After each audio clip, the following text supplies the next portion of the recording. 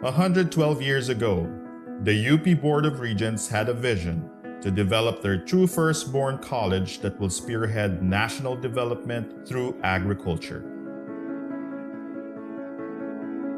At the foot of Mount Makiling, Edwin B. Copeland, together with 7 faculty and 12 students, embarked on the journey to create the UP College of Agriculture, or UPCA. Through its 112 years of existence, the college has produced over 1,000 technologies and variety of plants and animals, 9 national scientists, over 30 outstanding young scientists, and more than 18,000 graduates contributing to agricultural development. UPCA, now College of Agriculture and Food Science, or CAFS, has been continuously contributing to nation building through its instruction, research, and extension function.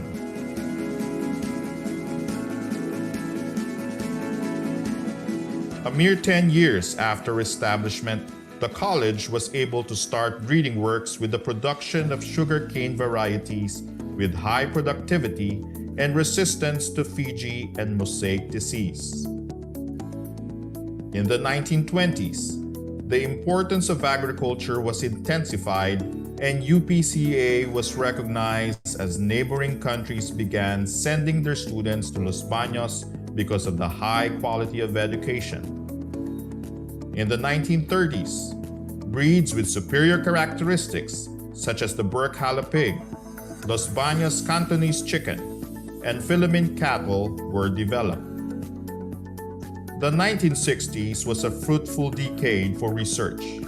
Makapuno, a coconut cultivar often made into a dessert, was pioneered and perfected.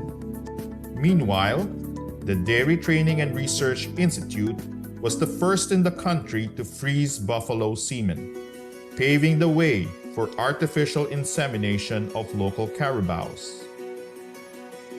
Along with the establishment of UPLB in the 70s, the college received the prestigious Ramon Magsaysay Award for International Understanding, Asia's counterpart for the Nobel Peace Prize. In the same decade, the C4 plants were developed. The soil test kits were produced in support of the Masagana 99 program, and the mango induction technique was introduced. Continuing the production of quality research outputs in the 1980s, techniques to minimize post-harvest losses, the accelerated fish sauce manufacturing process, and the rapid test kit for the detection of pesticide residue on vegetables were developed. The 1990s saw many new varieties across species or crop types, including Sinta Papaya, the first Philippine-bred hybrid, UPLB Gold, a durian variety, and Doña Amelita, a musaenda named after the wife of former President Fidel Ramos. The award-winning National Corn-Based Farmer Scientist RDE Training Program, or FSTP, was also established around this time and still remains as one of the university's primary extension programs. In the field of instruction, the book titled Integrating Sustainable Agriculture in the BSA Curriculum, the UPLB College of Agriculture Experience, was published in 1999. At present, the College of Agriculture and Food Science, or CAFS, continues to be the premier institution of higher learning in agriculture and food science, and remains committed to nation building through its instruction, research, and extension programs. In order to produce the best graduates, all of our courses are outcomes-based education, and continuous improvement of the curriculum is being practiced to meet the challenges of the 21st century. As testament of excellence, CAFS is constantly recognized by different organizations. In research, we continue to implement relevant studies with focus on the 12 priority commodities to address food security.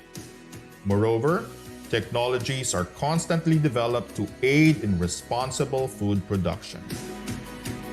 Supplementing these are extension activities to disseminate the knowledge generated to improve food productivity and livelihood of the people. We believe that present technologies will future-proof our food systems. Some of our notable developments are iDetect, Coraginam, Plant Health and Pest Clinic, Pest Management Tools and Techniques, Smarter Pest Identification Technology or SPITech, Snap Hydroponics, Drone Technology, Rapid Immunofilter Assay for Virus Indexing, Nanofertilizers Fertigrow, Hormogrow, Nanobiosensors, Biochar.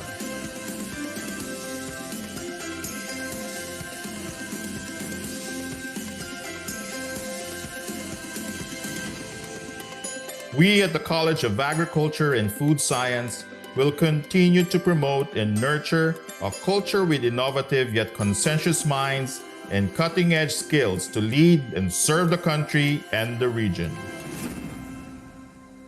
We are one college with one goal towards sustainable food systems.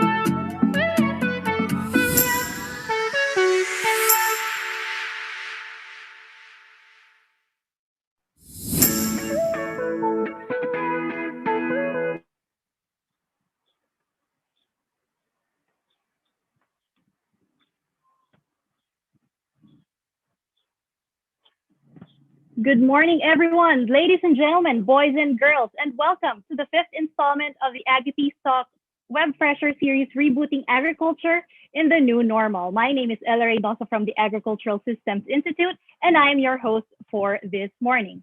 Aggie Talk 5.0 is all about the youth champions who put the cool in agriculture, and this series is brought to you by the College of Agriculture and Food Science here in UP Los Baños. Episode 1 features two special resource speakers who will talk about the following topics. First is called Magsaka Ka, Organic Agriculture for Sustainable Livelihood and Food Security, and to be followed by Finding Your Why in Agripreneurship, Young Filipinos' Power in Creating a Prosperous Philippines. We have a lot in store for you this morning, but first things first, let us formally launch version 5.0 of this series with some opening remarks from the Dean of the College of Agriculture and Food Science, Dr. Elpidio M. Agbisit Jr. Dean Agbisit, good morning. Hi, good morning, Ella. I hope that you can hear me properly and you can see me Yes, properly. sir. Loud and clear.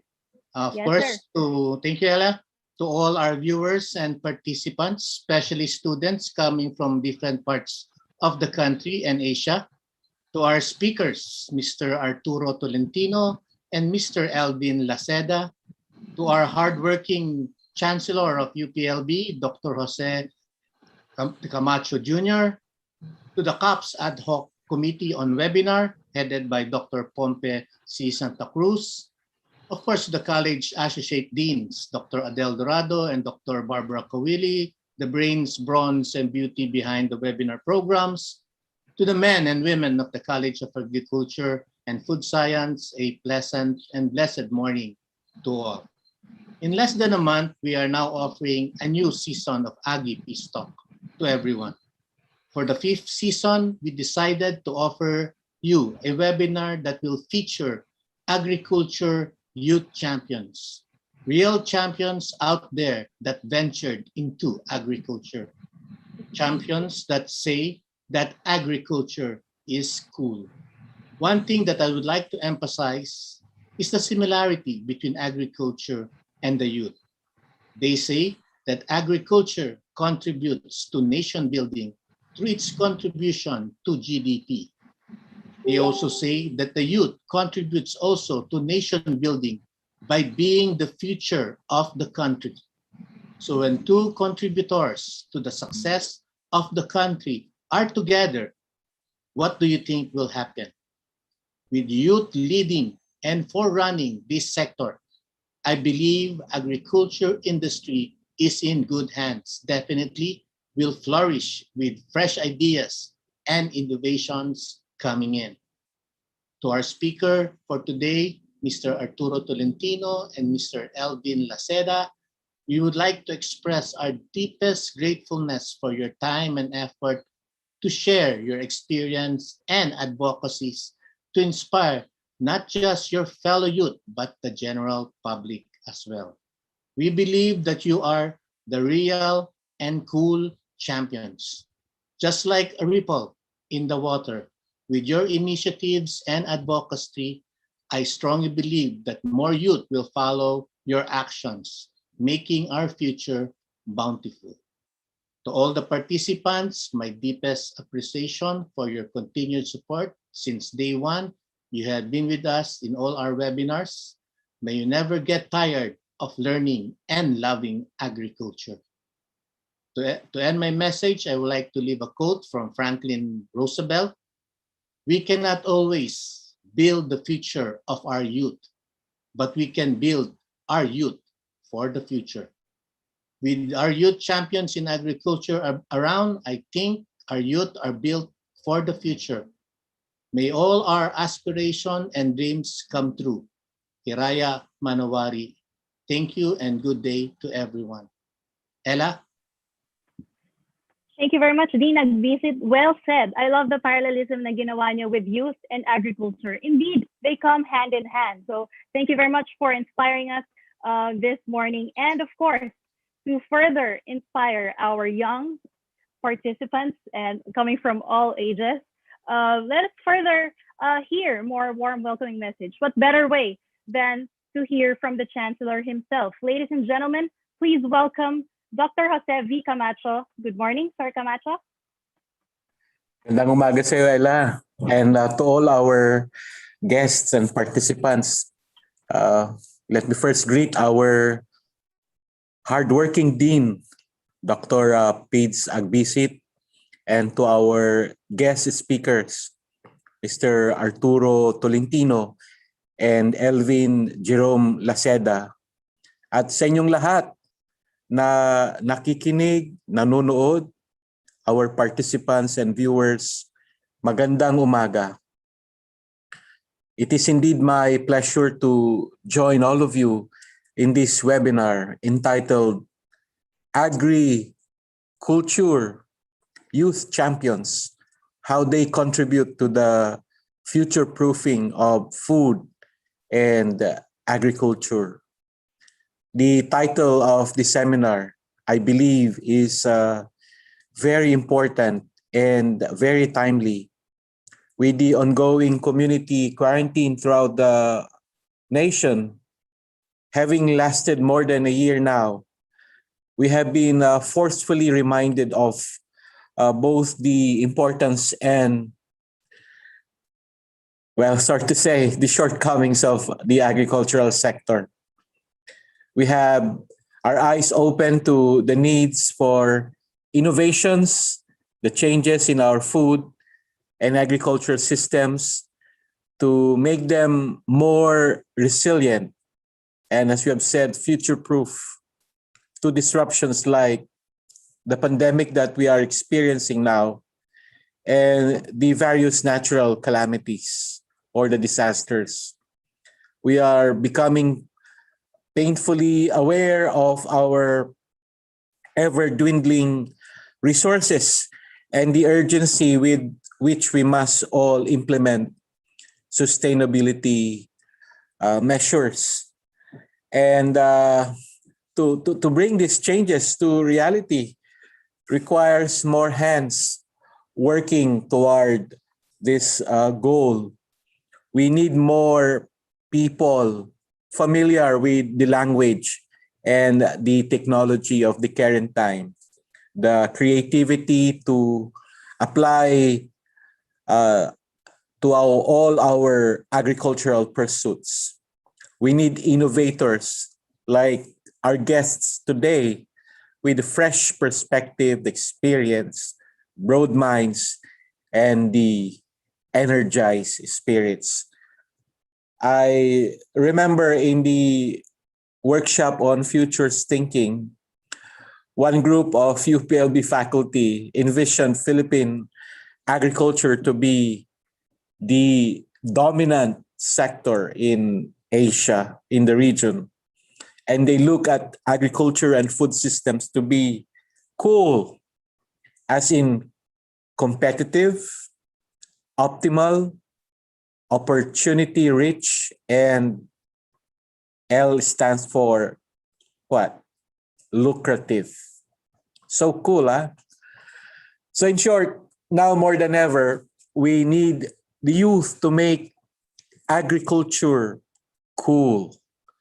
And more than that, we need youth champions, young people who have already taken that brave first step and are pushing the boundaries to start bringing the Philippine agriculture sector to a whole new level. The speakers for today's webinar count as such champions, and UPLB welcomes them with open arms.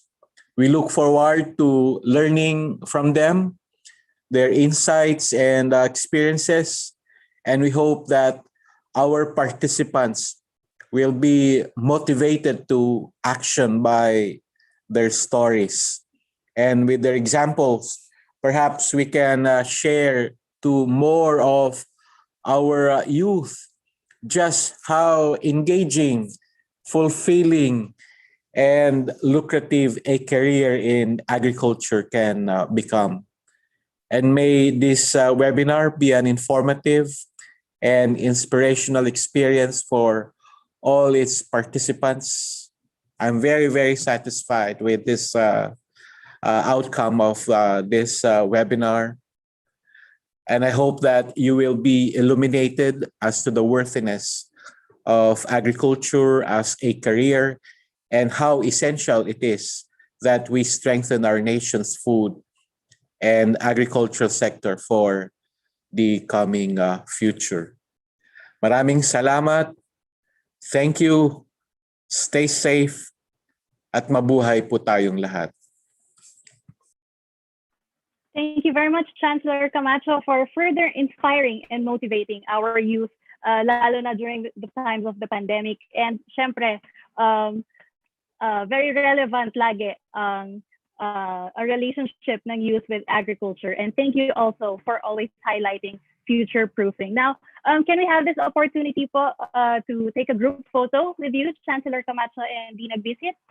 So to our panelists, can we please open our camera? Ayan, if you need to retouch, you have 10 seconds. Just kidding. But ayan, please open our camera for just a quick photo op. Ayan, ready na po ba ang ating panelists? All right. Okay, ready na po? In 3, 2, 1, smile. Last one po. 3, 2, 1, smile. All right, thank you very much. Once again, thank you po, Dean Agbisit and Chancellor Camacho for gracing us with your presence this morning. Ayan. So siguro our participants are talagang inspired and motivated to do what they do best. So I'd like to introduce you with our hashtags. Hashtag Future of Agriculture. Now, this is the part where our participants, young and old, can join our small activity. So why do we have a hashtag? Well, you can choose to do a selfie or a status. So here's what you're gonna do. If you wanna do a selfie, you can take your best selfie while tuned into today's webinar episode. You can choose any status of your liking, any caption, your takeaways from this episode, or how you can be part of the future of agriculture. Just don't forget to use the hashtag Future of Agriculture. And to those who just want to do a simple status or hindi marunong mag-selfie like me, you can post a status on Facebook based on your takeaways, or maybe how you can tell us how you're inspired or how you can do your part to be the future of agriculture. Just use the hashtag Future of Agriculture on Facebook. So this is a good start. It's somehow like a time capsule for all of us. Since this is also the first episode of AgriPeace Talk 5.0, and gagandang start ito. So maybe today, kayo ang future of agriculture, and tomorrow, you yourself can be an agricultural champion.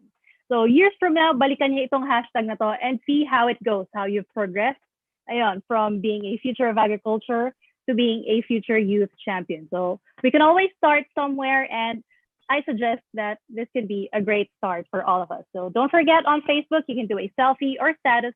Just use the hashtag Future of Agriculture. Miss Ella? Yes po. Another photo op po, Sir Elvin has joined us. Ayan, perfect. Sige po. Thanks for reminding, Miss Cass. So our panelists po, please open po ulit ang ating camera for another quick photo op. All right, andito na rin po si Sir Arturo Talentino, kompleto po with Chancellor Camacho, Dean. All right. Yan, please open our cameras. In 3, 2, 1, smile. Okay, another one po. Last one. 3, 2, 1, smile. All right, thank you very much po. Yan, meron na po tayong mga official photos sa launching po ng Season 5, Episode 1 of AgriPeace Talk. Yan, so reminder lang po, all our participants, not just our young participants, if you are an established agriculturist or an ongoing youth champion or an ongoing agricultural champion, you can also post your advocacy to agriculture through a selfie or a status. All right, so what better way to start our morning? Paano pa tayo mas mamomotivate? Syempre, we've invited special speakers. They themselves are certified youth champions of agriculture. So para naman po sa ating journey on putting the cool in agriculture, allow me to introduce our first youth champion. He earned his Bachelor of Science degree in Agriculture, major in horticulture, from the University of the Philippines, Los Baños in 2006. He is currently a manager at the Ayala Foundation Incorporated, based here in Laguna. Prior to his managerial career, he served as a senior associate in agriculturist, a project officer, and an associate manager from the Ayala Foundation. Since the year 2014, he has also been a technical consultant at the Victoria Green Yield AgriVentures Incorporated, housed at Malvar, Batangas. In 2006, he received a special award in entrepreneurship from the Department of Horticulture from the then College of Agriculture here in UP Los Baños. He has also been recognized as a top level 2 team lead at the Teletech Crest Awards during his time as an operations supervisor at the Teletech Customer Care Management Philippines Incorporated. Last year, he received the Distinguished Alumnus Award for Rural Development, awarded by the College of Agriculture and Food Science Alumni Association under the UP Alumni Association here in Los Baños, Laguna. Ladies and gentlemen, let us welcome our first agriculture youth champion for this morning, who will be sharing with us and inspiring us with his experience and expertise in organic agriculture for sustainability. With his talk, Magsaka Ka, Organic Agriculture for Sustainable Livelihood and Food Security. Boys and girls, ladies and gentlemen, please welcome Mr. Arturo Talentino Jr. Sir Arturo, good morning. Yes, good morning. Magandang umaga sa lahat.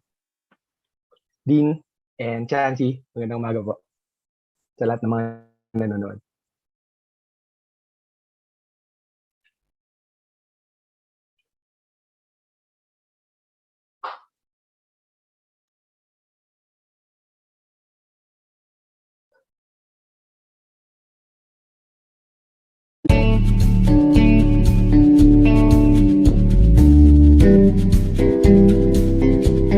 Magandang umaga sa inyo lahat ng mga nanonood ngayong umaga. At ako si Arturo Talentino.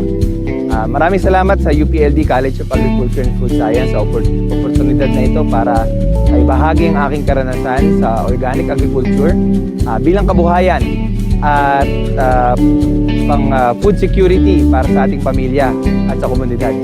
Ito po ang aking kwento.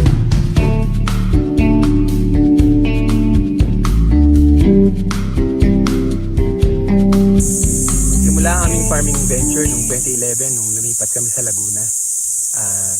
Nag-decide kami magsimula ng aming snap hydroponic system at since ang requirement nito ay isang sheltered na space, nag-design kami ng sarili naming greenhouse using available materials na mabibili sa mga hardware na malapit at yung pinaka-affordable na mga materyales para ma-set up yung greenhouse. Importante sa isang farming venture na alam mo kung paano yung setup, paano yung ginagawa yung isang technology na gusto mong gamitin.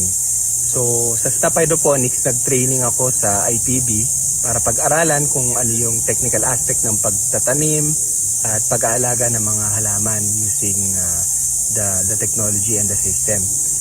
And so after training, importante rin na gawin mo agad, i-apply mo agad yung natutunan mo. So nag-start kami with leafy vegetables.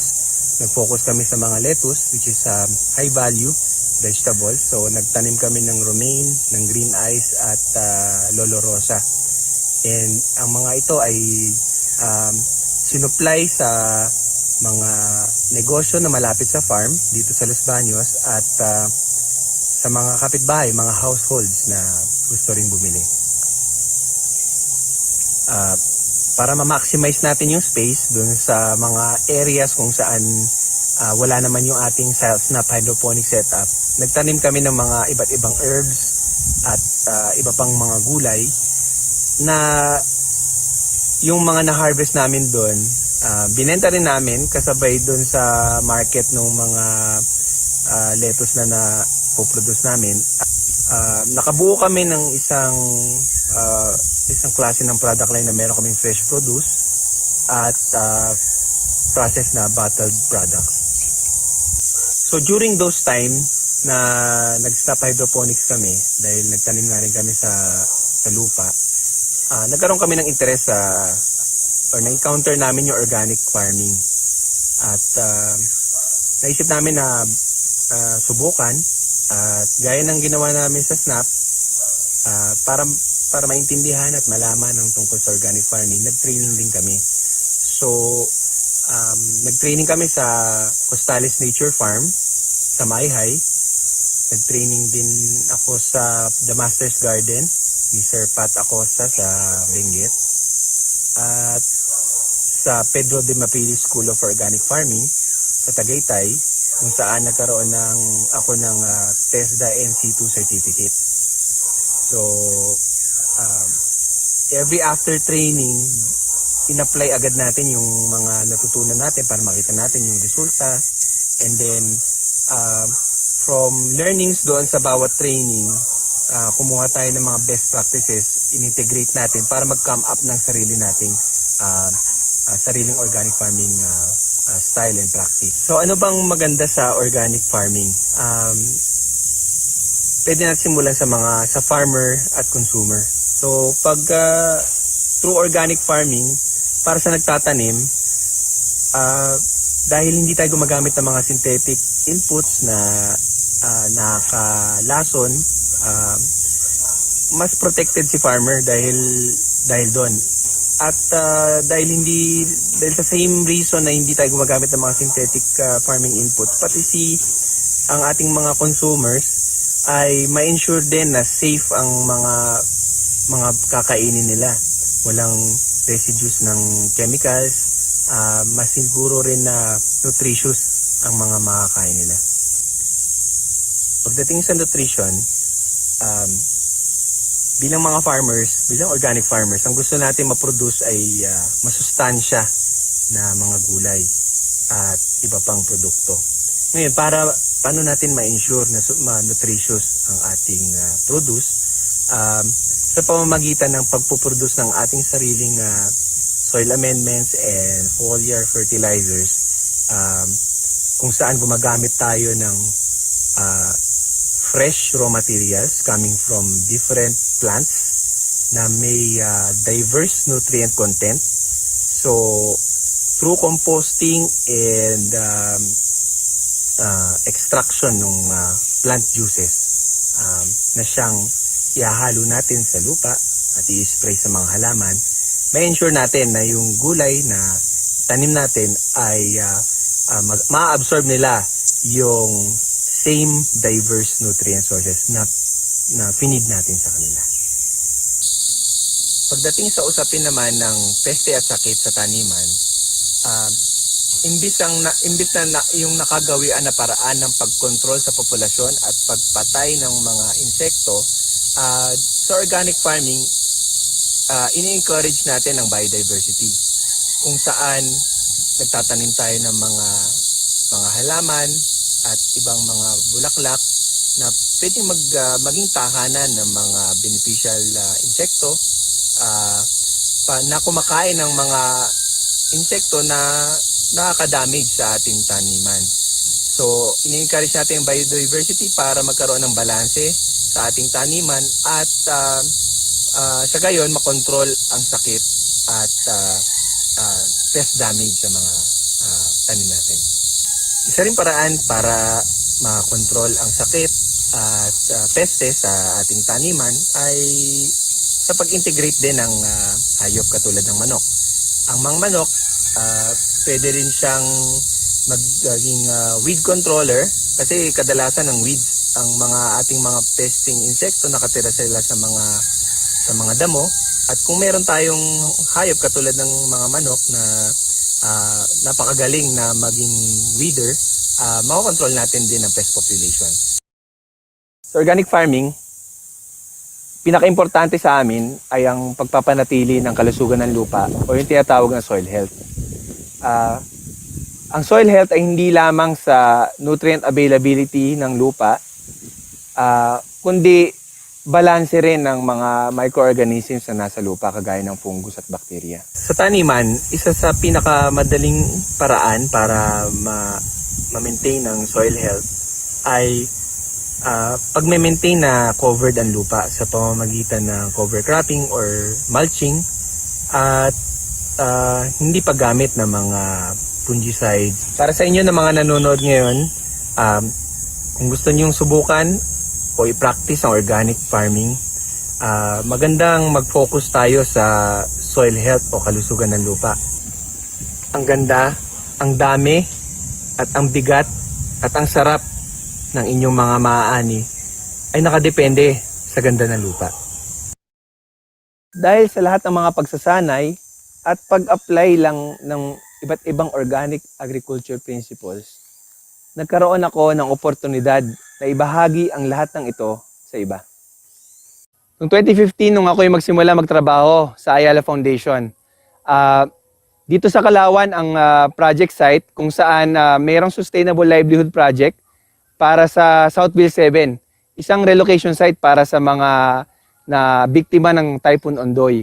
Ang isang objective ng project dito is magbigay ng sustainable livelihood para sa mga residente sa pamamagitan ng pag-produce ng ornamental plants at vegetables na ginagamitan din ng organic agri practices. Dito nagtatanim ang mga farmers ng kanilang mga gulay para sa kanilang lingguhang deliveries. Dito rin nakakakuha ng pagkain ng mga manananim ng mga gulay para ihain sa hapag para sa kanilang mga pamilya. Sa pamamagitan ng organic agriculture practices, nasisiguro na ligtas, masustansya at sapat ang pagkain ng mga farmers dito. Bukod sa Sustainable Livelihood Project sa Kalawan, nagkaroon din ako ng oportunidad na ibahagi ang aking nalalaman at karanasan sa organic agriculture sa iba't ibang lugar at iba-ibang grupo ng farmers sa pamamagitan ng farm consultancy at training projects. Sa nagdaang mga panahon, nag-gain na rin ng popularity ang organic agriculture dito sa atin. At nitong nakaraang taon lang, nang nagkaroon ng COVID-19 pandemic, lalong lumabas ang kahalagahan ng food security sa bawat tahanan. Naging critical ang agriculture as a response to the pandemic.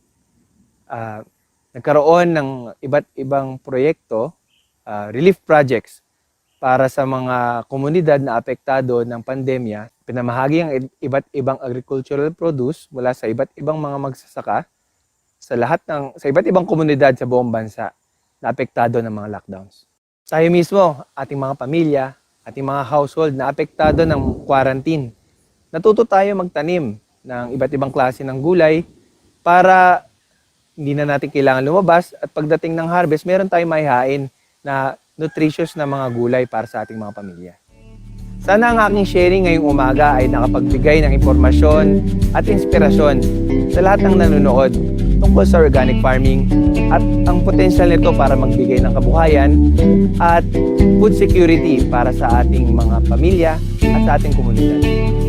Maraming salamat sa UPLB College of Agriculture and Food Science para sa oportunidad na ito na makapagbahagi ng aking nalalaman tungkol sa organic farming.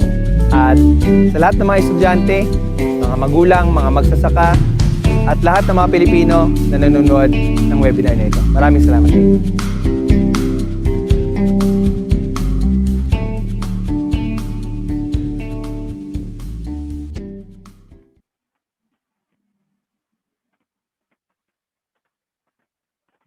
Thank you very much, Sir Arturo, sa pagbahagi sa amin ng mga kailangan naming malaman about organic agriculture and sustainability. So, I think very inspired ang ating mga participants right now. Actually, we are live via Zoom, YouTube, and Facebook, and we have about more than actually hundreds of participants tuned in right now.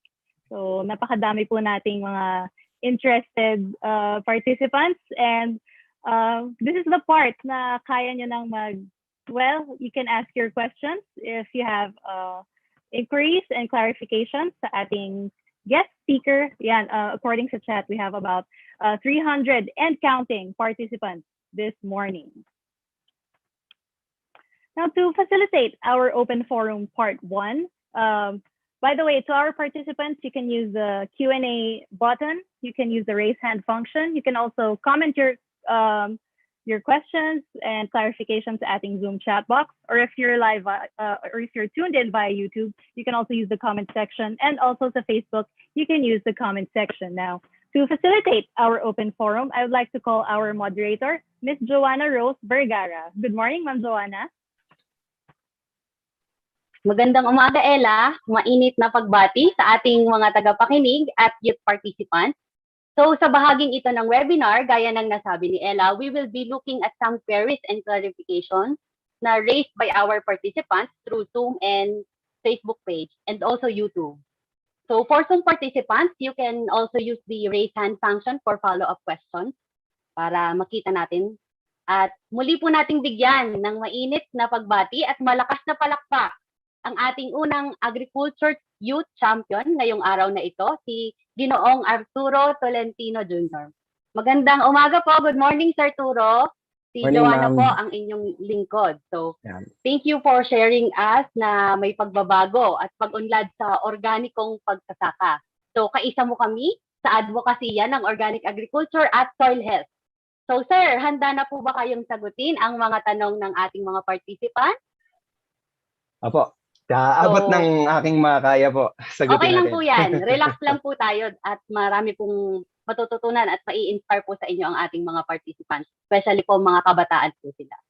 So, sir, you highlighted the role of access in knowledge and technology in any farming venture. So, and that's a good start for our youth, no, sa success in agriculture. So, isa din po sa na-highlight niyo yung pong creation of green jobs for such as organic agriculture. And we identified po na one of the challenges in agriculture is the farmers' access po to market and profitability. So sa experience niyo, sir, paano niyo daw po na-link ang mga beneficiary niyo sa market upang mas kumita sila po ng mabuti? At ano daw po ang economic advantage ng organic agriculture po in terms po ng kita? So ito po ay galing po na question from Facebook page po natin. Galing daw po siya sa isang ekonomista. Okay. So, Sir Arturo. Pagdating po sa market access, ang Ayala Foundation po kasi pinopromote din niya ang collaboration. Hindi po din naman solo act lang ang foundation sa pagtulong sa komunidad. So we partner with public and private institutions, and pagdating po sa ornamental plants, nag-partner po tayo sa Makati Development Corporation na siyang nag-develop ng mga properties sa mga Ayala properties, mga residential, mga malls. So lagi pong may landscaping component yan. So ganoon naman po ang style ng Ayala na pag may mga development sila, hindi po nawawala ang mga landscaping, mga tapos ang mga farmers po sa Kalawan, tinuruan po sila ng pag-produce ng mga halaman, and naging parte po sila na maging supplier ng mga halaman. So doon po sila kumukuha ng kita. And pagdating naman po sa mga gulay, through partners din po na pinopromote natin yung mga tanim nila, and we reach out to those partners na i-promote din yung mga produkto ng mga farmers natin. So sa that way, nagkakaroon sila ng mga orders, nagkakaroon sila ng regular customers na siyang pinagkukunan ng kanilang kita. So I would like to highlight partnerships and collaboration with other organizations para mag-work po, especially market access sa mga produkto. So pagdating naman po sa training, so napaka-critical po kasi nun eh. Dapat alam natin yung ginagawa natin and para magawa natin ng tama. And may magawa natin na maayos. So big first step po ang maayos na training sa mga reliable na mga resource institutions kagaya ng UPLB. Tama po, Sir Arturo. So sa mga any rehabilitation effort, no, talagang kailangan po natin yung collaboration. Lalo na po at we are dealing with lives and development po ng ating mga kasamahan. So mula naman po uli sa Facebook, isa pa pong katanungan, sir. Sana po masagot nyo. Ang inyo po bang institusyon ay may pag-aaral na ginawa tungkol po sa contribution ng family labor po sa organic farming? Um, ang Ayala Foundation po ba ang tinatanong kung may Yes po. pag-aaral kami? Nagbigay po ba kayo ng something like importance po doon sa role po ng family labor po sa bawat mga initiative po ninyo? Opo, So, especially dito sa Kalawan, kasi yung mga residents dito sa Kalawan, hindi sila talaga likas na farmers. So, Opo. yun po, sa simula pa lang, naging challenge siya. And then, when we started the project, and we tried to get yung mga initial na beneficiaries, hindi siya talaga attractive kasi farming, pag nagtanim ka, hindi naman pagkatusok mo, tutubo agad. So, it takes a while, takes time, takes patience para tama po. makuha mo ang iyong harvest. So, hindi siya ganun ka-attractive. But, those few people na nagsimula, so nagkaroon kami subukan nila, and then we had this setup of involving some of their household members na kasi parang habang nagtatanim sila, habang hinihintay yung first harvest, habang hinihintay yung unang kita doon sa mga natanim, may yung iba sa kanila or most of them may mga ibang trabaho rin, pang tustos. And meron silang reliever system na pwede yung kasama sa household, pwede siya yung mag-attend sa mga tanim habang ang isa nagtatrabaho. And then through partnerships din, merong mga paraan to bridge the gap between yung panahon ng tanim hanggang sa harvest.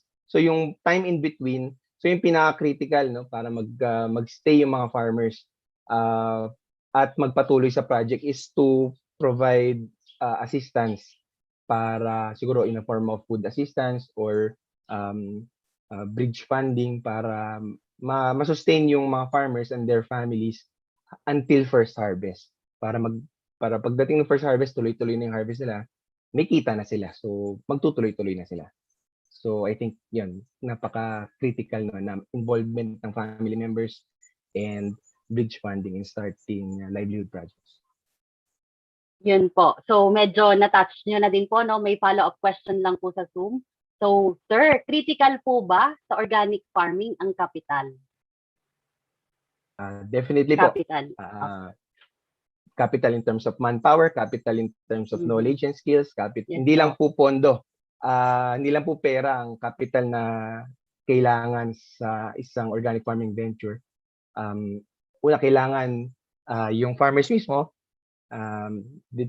dedicated and committed na kasi kahit anong farming venture hindi naman siya walk in the park na bibilad tayo, kikilos ang katawan natin, gagana ang utak natin. So lahat may coordination with hindi ka lang mag-isa, pati yung mga ibang stakeholders, ibang mga partners, lahat yan kailangan may coordination to make any organic agri or any agriculture enterprise work.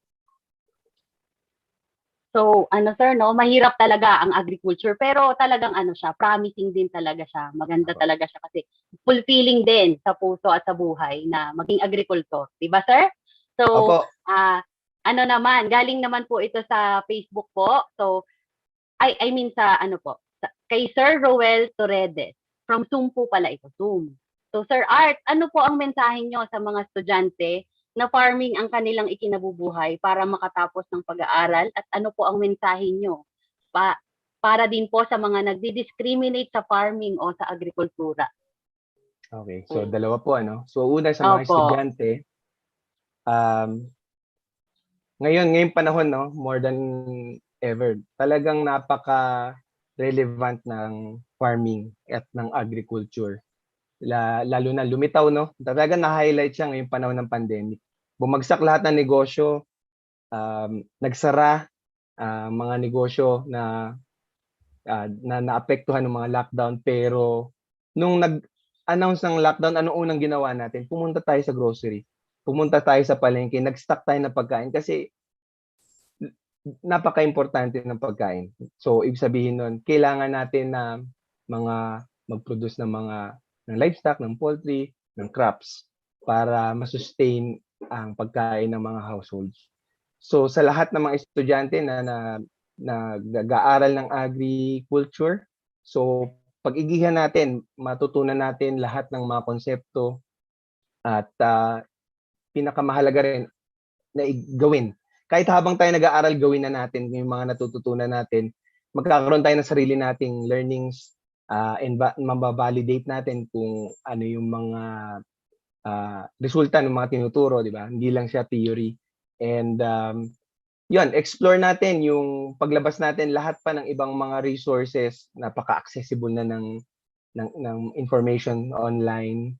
Although andyan pa rin naman yung mga sinasabi nating fake news, pero dahil tayo yung mga nag-aaral, may paraan tayo para ma-validate. At dahil ginagawa natin yung mga konseptong tinuturo sa atin, may paraan tayo to validate kung ano yung totoo sa hindi sa mga na-access natin online. And para doon naman sa mga nagdi-discriminate, no? So, ang tanong lang natin sa mga nagdi-discriminate sa organic agri, ano bang agahan nila ngayon? So, yun. Tanungin lang natin sila, ano bang paborito nilang kainin? Ano ba yung ini-Instagram nila? Puro pagkain, masarap na pagkain, magandang tignan na pagkain. And lahat yan, tinanim ng farmers. Lahat yan, ginrow ng mga farmers. And without them, lahat ng mga sikmura natin, walang laman yan. So, it's really high time to appreciate, at respetuhin natin yung mga farmers sa mga ginagawa nila, and the farming sector need all our support and appreciation sa mga ginagawa. Kaya yung ating maganda po na nagkaroon ng gantong webinar ang ating mabuting College of Agriculture, kasi talagang bilang sentro ng excellence sa agrikultura, maganda po na dito rin po, isa rin po sa maging instrumento ang ating buting college para mag-disseminate ng information, lahat ng mga bagong technology at mga pamamaraan sa farming para maingganyo at magpatuloy yung mga nakikinig ngayon na magpatuloy sa kanilang interes sa pagtatanim, pag-aalaga ng hayop. Yan. So, yon Sir Turo, ito pa. From Zoom din. Ano daw po ang best, pero pwede rin po akong dito. Sir, ano daw po ang best major na maaaring kunin para sa organic farming? Siyempre po, coming from soils at saka sa Agricultural Systems Cluster, Institute, ay kami po ay maka-soils po at saka agri. So, sa inyo, sir, ano po ba ang major nyo na kinuha? Opo, horticulture po, at nag-major ako sa ornamental crops production. But yun nga po, nung after graduation, talagang nagkaroon ng interest, nagkaroon ako ng family. Siyempre, ang tendency bilang family man at may anak is how you secure na may pagkain lagi yung family mo. So, talagang nagkaroon kami ng interest to produce our own food. And doon na rin nagsimula na kung ang bawat pamilya may ganong klaseng mindset to provide to their family, pwedeng isang paraan yon bukod sa pagtatrabaho at pag-provide ng finances ng family, is to provide healthy, nutritious food para sa pamilya sa pamamagitan ng backyard household production ng pagkain. Kahit hayop, kahit halaman, gulay, pwede sa bahay. Opo. So, mamaya may pakulo din para sa mga participants, may pamenti din si Miss Ella. So, tanungin natin ano ba ang mga majors, at makikita natin ang mga majors na pwedeng kunin under ng agriculture. So, sir, ito pa, isa. From Zoom po, thank you po. Tanong ko lang po, may ibang farmers po kasi kaming na-interview na online selling na daw po ang ine-explore nila gawa nitong pandemic. So, would it be an effective platform for expanding the market po? Or what are the constraints? So, sa unang question, napaka-helpful po ng online platform in promoting our products, agricultural products. Hindi natin kailangan ng pwesto para i-display yung mga produkto natin. So, yung access ng mga tao ngayon online ay talaga namang kahit sino may gadget, kahit sino may access sa internet, napaka-affordable ng mga gadgets, and accessible na affordable din ang internet. So, andyan po ang Facebook, andyan ang Instagram, andyan ang iba-iba pang platform in promoting. May mga pwedeng boost option, and we can select the geographical location ng yung target market natin. Halimbawa, kung kayo taga Los Baños, gusto nyo i-target ang Laguna, Calabarzon area. So pwedeng sa boost ng Facebook, pwede natin i-set yung gusto natin na makatanggap sa newsfeed ng mga post natin. So, yun. Ang challenges lang is kailangan natin pa rin na aralin. So hindi rin siya ganun na like any other na bagong bagay na kailangan natin matutunan kung paano gamitin yung mga tools. And again, we have online access para matutunan yan. So, yun. Online platform can give protection pa rin sa ating mga farmers kasi wala less exposure sa virus. But we expand our reach sa mga target customers natin. Okay po.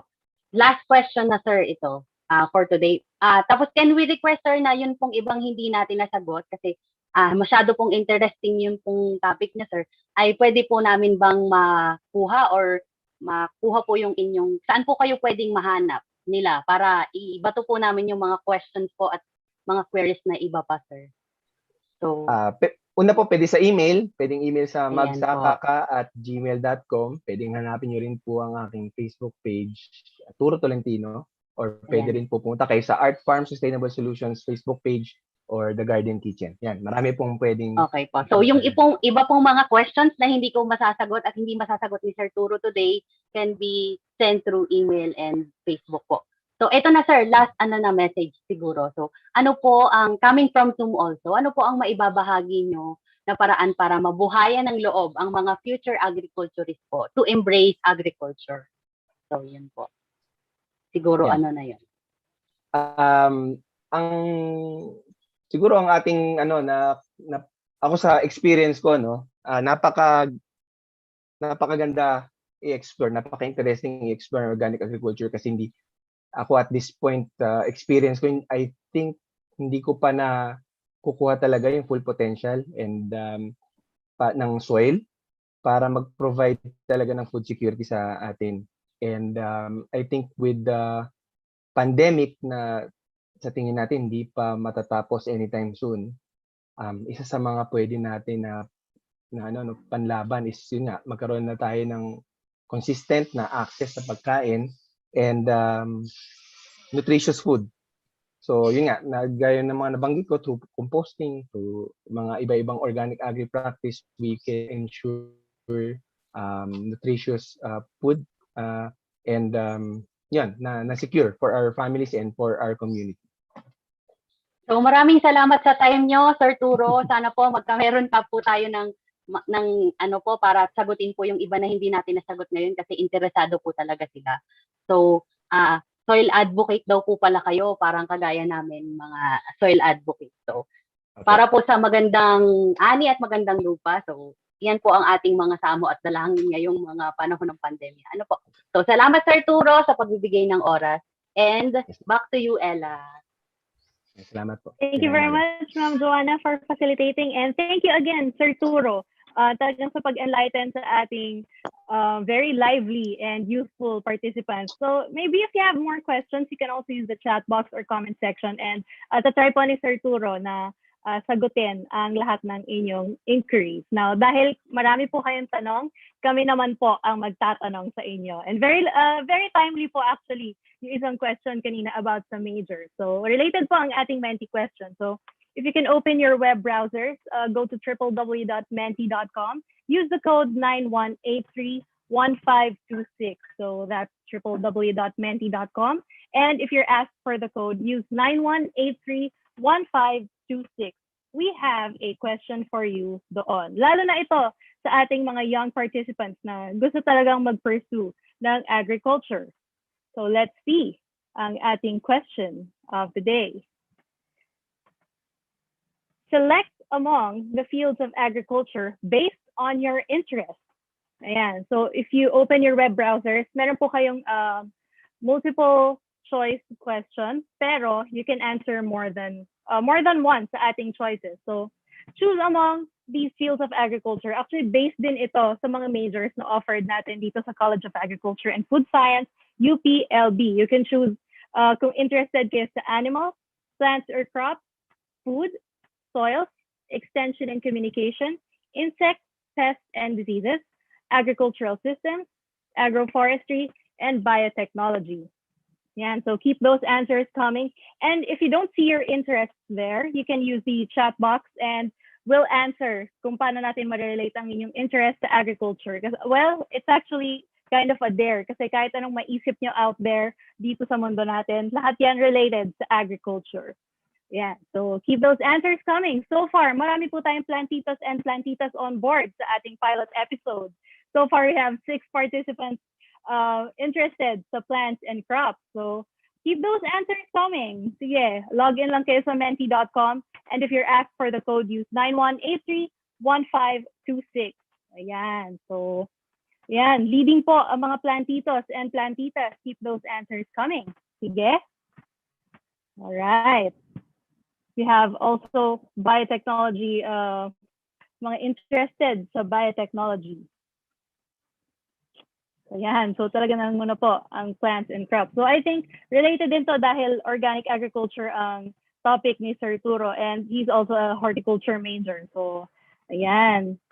So looks like lahat ng ating participants ay may pinaglalagyan sa mga majors natin dito sa CAF UPLB. But don't you worry, kunwari meron kayong interest na hindi makita dito, if you look further, makikita nyo rin yan dyan. So you can also use the chat box to tell us your sentiments. So kung nakasagot na kayo, ayan, just put in your comments sa ating chat box or comment section sa Facebook and YouTube.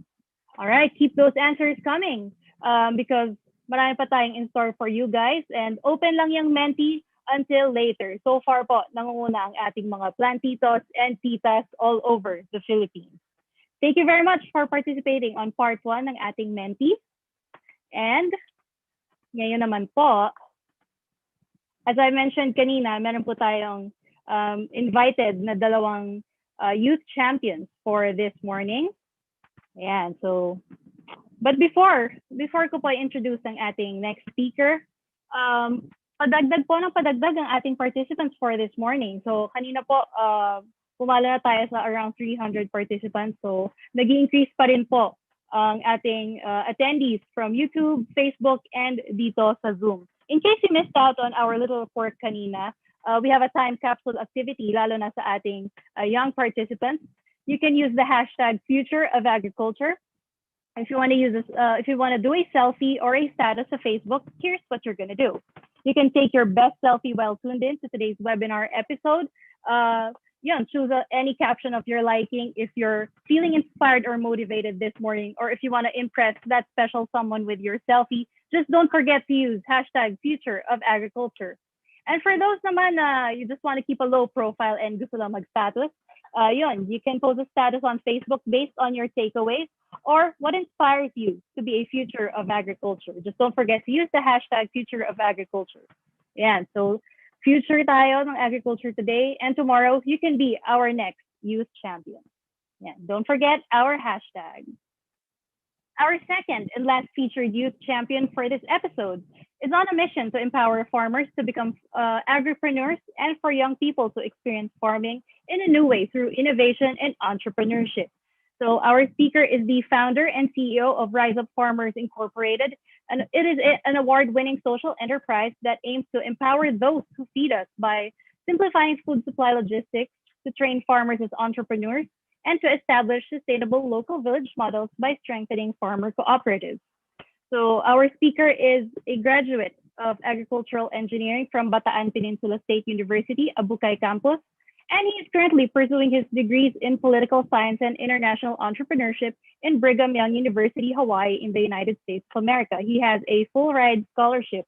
So currently he's taking up his graduate degree. He was recently selected as the United Nations Youth Advisory Board member representing the young farmers sector. Now, his personal experience growing up in Lubao, Pampanga with his farmer grandparents is what inspired him to build Rise Up with 18 of his colleagues. So to date, just a bit of a background of Rise Up, it has empowered 2,800 farmers in his network in the provinces of Pampanga, Davao City, and Ilocos. It has international branches in Cambodia, Vietnam, Samoa, and Guatemala. Now, our speaker received the Nexus USA Emerging Leader Award in 2018 where his work and potential has been recognized in the consumer packaged good industry and food manufacturing sector in the USA and here in the Philippines. His Rise Up team in BYU Hawaii won the 2018, 2019, and 2020 Nexus USA National Championship held in Kansas City, Missouri, in the US of A. Recently, Rise Up was awarded by the BNP Paribas USA with the Global Innovation Award in Financial Inclusion in New York City, and it is a first for an Asian youth-led company to win that award. Now, for us to know more about agripreneurship and opportunities for us young Filipinos, ladies and gentlemen, boys and girls, please welcome Mr. Elvin Jerome Laceda. Good day to you, Sir Elvin. Hello, hello. Magandang umaga sa lahat. Naririnig ba ako ng maayos? Yes, sir. Yes, sir. Crystal clear.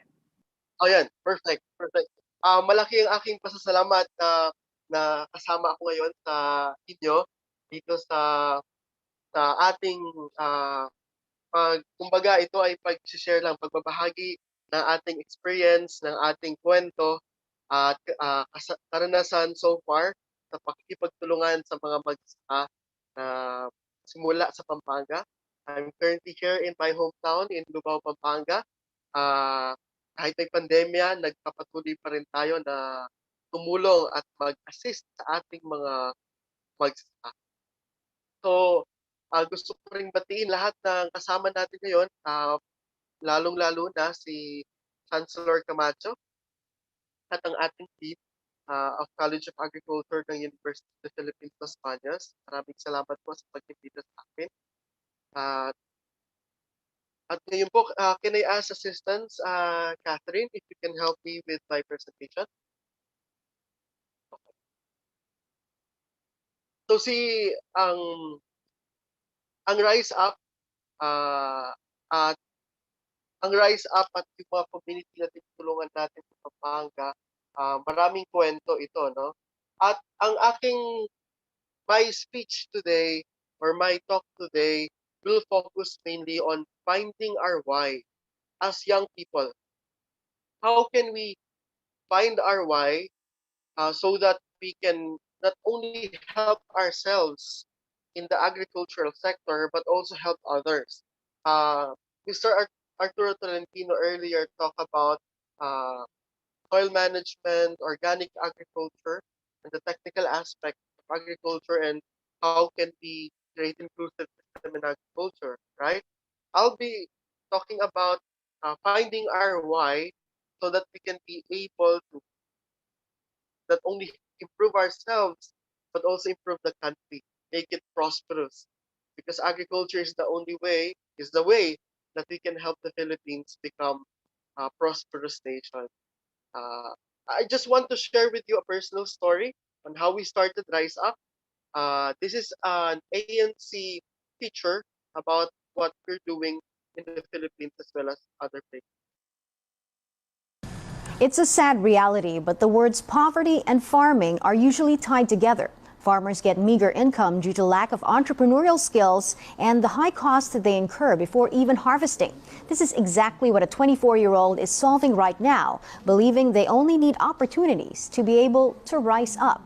Start your week on a good note in this episode of Think Possible. The Hawaii State Senate hereby honors and congratulates Rise Up Farmers, Inc. Mahalo for your dedication to creating sustainable farm systems by assisting our farmers in countless ways. 24-year-old Elvin Jerome Laceda would not have imagined this moment when he first came to the United States more than 2 years ago. All he had then was 88 pesos in his pocket, a scholarship in Brigham Young University in Hawaii, and the desire to help farmers like his grandfather. When I entered BYU Hawaii during my first semester, there was a competition in the school called Great Ideas, and I joined the competition and submitted a business plan. And the business plan was to connect the farmers directly to the market through a mobile app. The farmers can connect directly with the market, and the users or consumers can connect directly to the farmers. It's like the Uber of agriculture. Nung natutunan ko sa grandfather ko na hard work, nakita ko sila nahirapan, pero pagdating ng harvest, the money or the income they get is not equivalent to the hard work they've put in. From simply planting the seed that's the Rice app, Elvin and his team were able to nurture it into a full-blown farm school within less than a year. The goal, to equip farmers with business know-how so they may soon become competitive agripreneurs. Not only digitally literate, but business literate. They can now deal with agreements, they cannot be fooled anymore. They have now their own co-op, a co-op that works for them, not for the interest of the few. Just this month, nearly 140 farmers and young people, mostly from the indigenous community in Paquibato District, Davao City, as well as about 100 more from Lubao, Pampanga, successfully finished the Rise Up program. You know, just seeing a mother's face, that there is hope in their community, that they are not forgotten, made me realize that I'm doing something good. Just to think 40 years, walang nakakaabot na development project dun sa areang iyon. Lugar magbisyo po yung mga kabataan, naturuan niya pong mag-aral, magtanim, lahat po. Naging hemplo po siya sa mga kabataan po. Wala akong masabi sa anak ko. I'm very proud. The social enterprise has grown so fast, it already broke ground in Cambodia, a first step towards their goal of becoming the prime agri-tech company in the Asia-Pacific. There's no doubt, though, a promising harvest already awaits here at home. Pag sabing farmer ka, mahirap ka. Or sasabi ng farmers, anong trabaho mo? Farmer lang. I hope we can be proud that we are farmers. I see that the Philippine agriculture will be developed, industrialized in the near future, and no one will be left behind. If we just help the rural areas in the whole Philippines, no one will go here in Manila and risk their lives. Uprooting poverty by staying true to his roots. Elvin is living proof of how one good seed can pave the way for greener pastures. If you're poor, if you're rich, if you have lapses or whatsoever weakness, what matters is you rise up. You not only rise up by yourself, but you are rising up with others.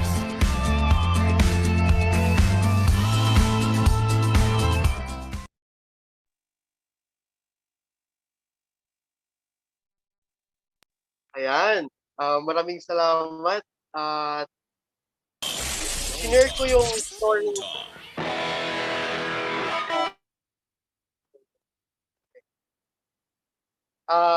Ibinahagi ko yung story namin or story on how we started Rise Up.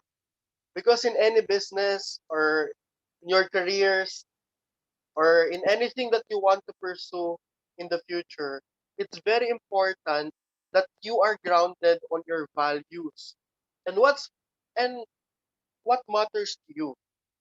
If you really want to help the farming areas in the Philippines, I'm sure UPLD does a lot of great work for the Philippines, especially in rural areas. And I'm sure it is because the people who are working, and also us, we are constantly looking for our why. Why are we doing it?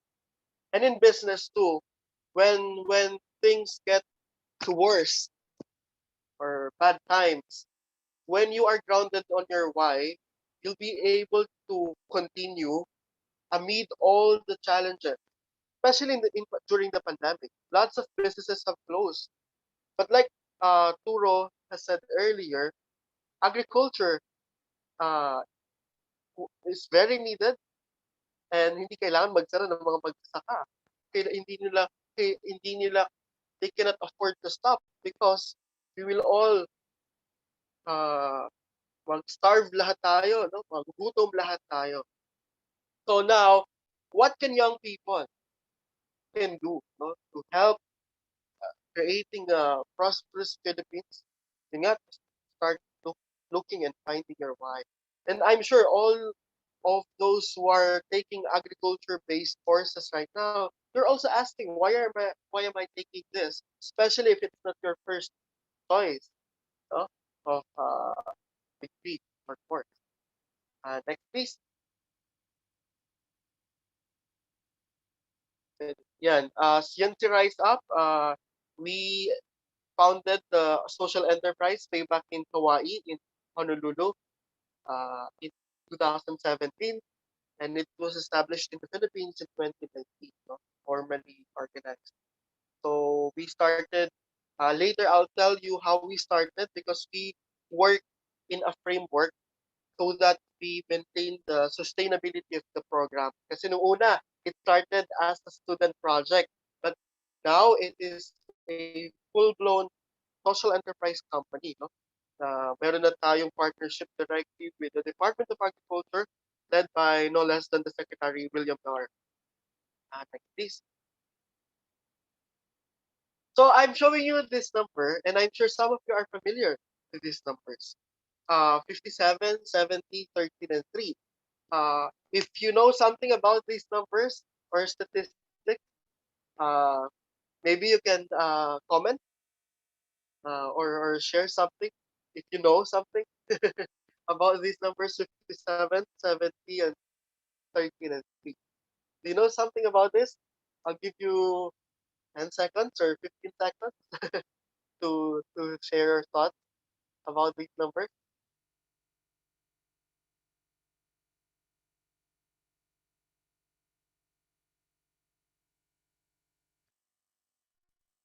Okay, it's okay pa. I'll just check kung clear pa po yung aking boses. Okay pa rin po ba yung boses ko? Naririnig po ako? Yes, sir. Clear pa po. Okay. Okay, perfect. So, ang 57, yan ang average age ng ating Pilipinas. 57 years old, statistics. 70, yan naman po yung kadalasang, kumbaga, mortality rate or age ng mga Filipino. So, in 13 years, what will happen to agriculture if wala nang magpapatuloy sa pagsasaka? And the last number is 3. Based on records, 3%, only 3% of all college students are studying agriculture-based majors or courses. So napakaliit, no? 3% lang ng lahat ng college students are studying agriculture. But later, I'm gonna tell you na kahit hindi agriculture ang kurso mo or degree mo, you can still help in agriculture. That's the notion we need to change then. You don't have to be in the agriculture-based degrees in order for you to help agriculture. It's a holistic approach. Next, please. So in Rise Up, our vision is to empower Filipino farmers to become prosperous entrepreneurs in 2030. Our goal is 10,000. And those of you who are watching, you can help us achieve this. No? We can replicate Rise Up in your areas. Our mission, or the process by which we can achieve that, we have 3 mandates in Rise Up. First is through education, second, enterprise development, and innovative technology. And we work under the framework of Sustainable Development Goals as enshrined on the UN SDGs. No? How we do it, the education aspect, we have a farm school system.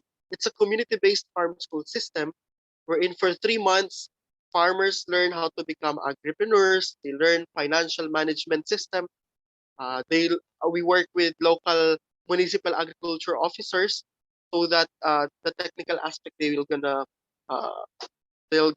work with that. Next, please. Yan yung ating education aspect. Yan yung unang mandate natin. So we are working so that the farmers receive training for 3 months.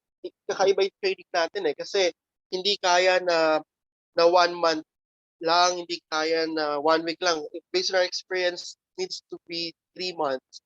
Yung helping them create a growth mindset. And also enabling them to create family goals, enabling them to work together as one. And majority of our farmer members are women, no? Actually, what we do before sila maging member ni Rise Up, they need to graduate sa aming farm school. Yung farm school natin, we created that curriculum after, and we revise it every year. No? Second, we have the enterprise development. Next, please.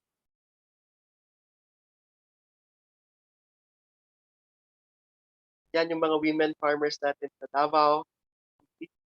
Next, please.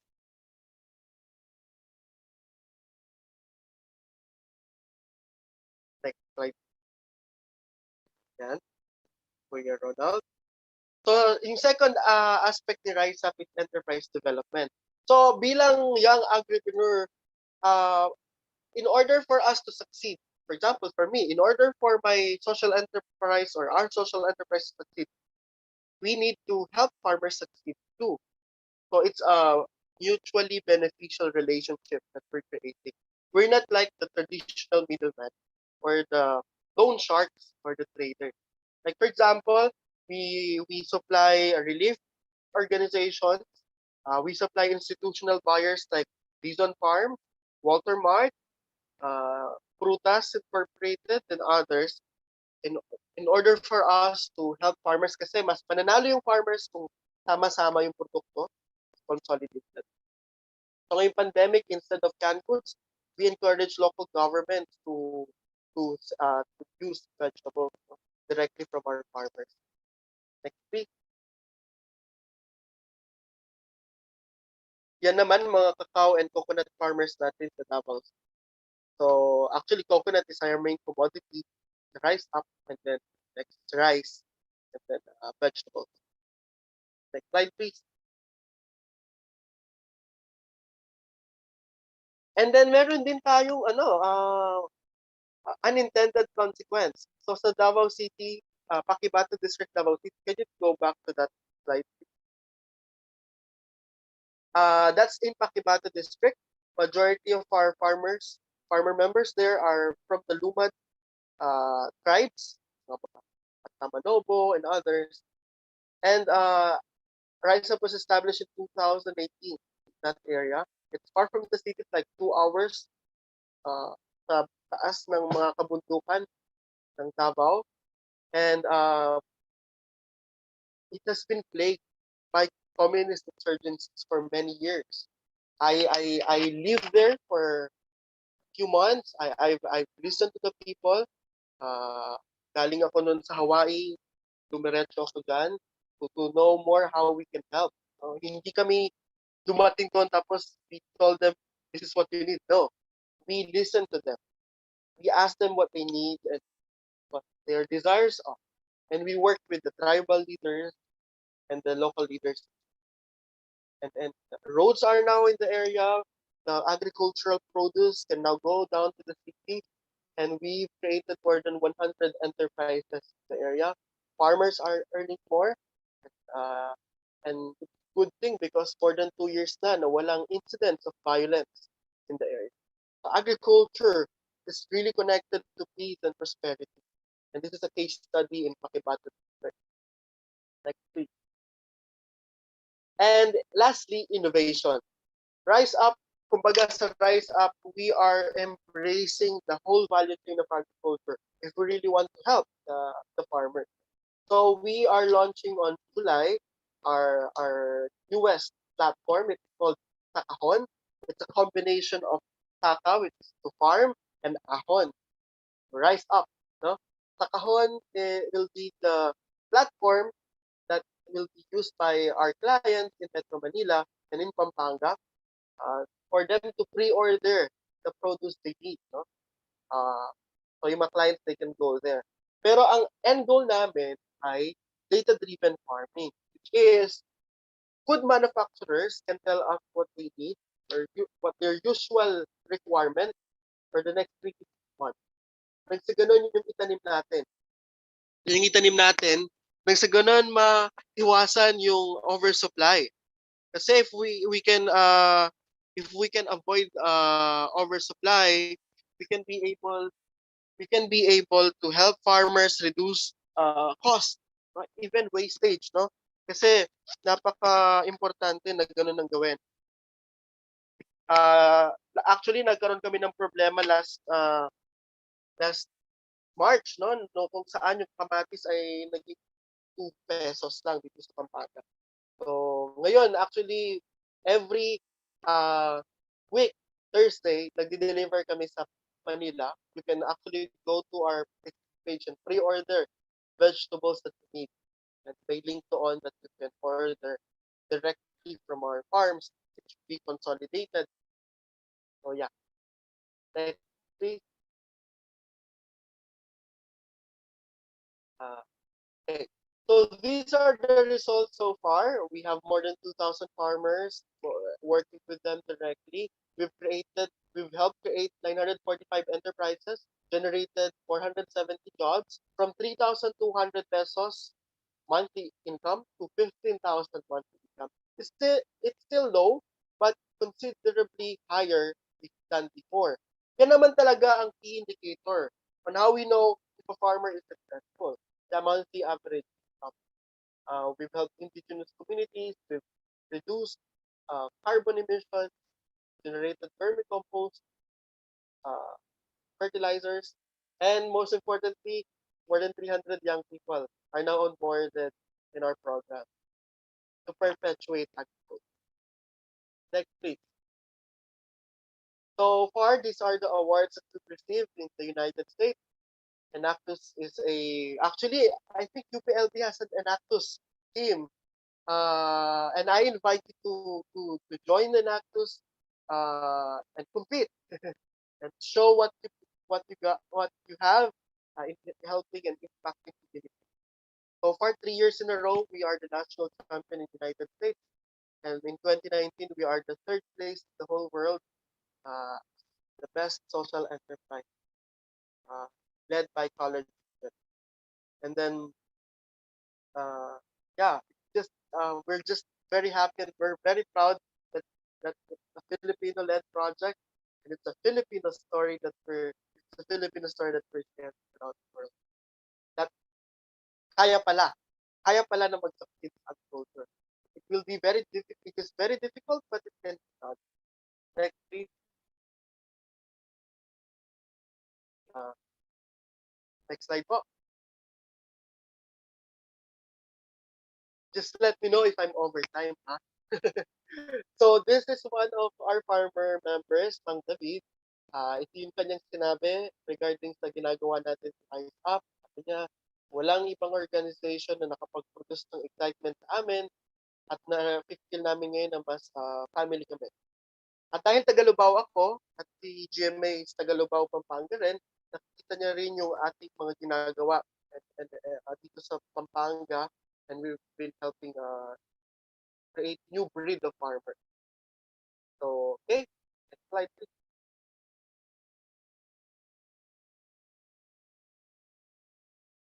Also, because of what we do in Pakibatu district, the president also recognized our efforts there.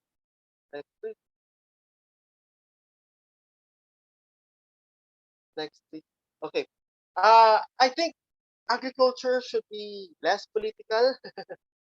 In agriculture, we cannot afford to be partisan and political. So we work with both sides of the political spectrum. Kasi it's the people who need our help. So ngayong pandemya, we also work with various community pantries, like this one led by Ateneo Foundation.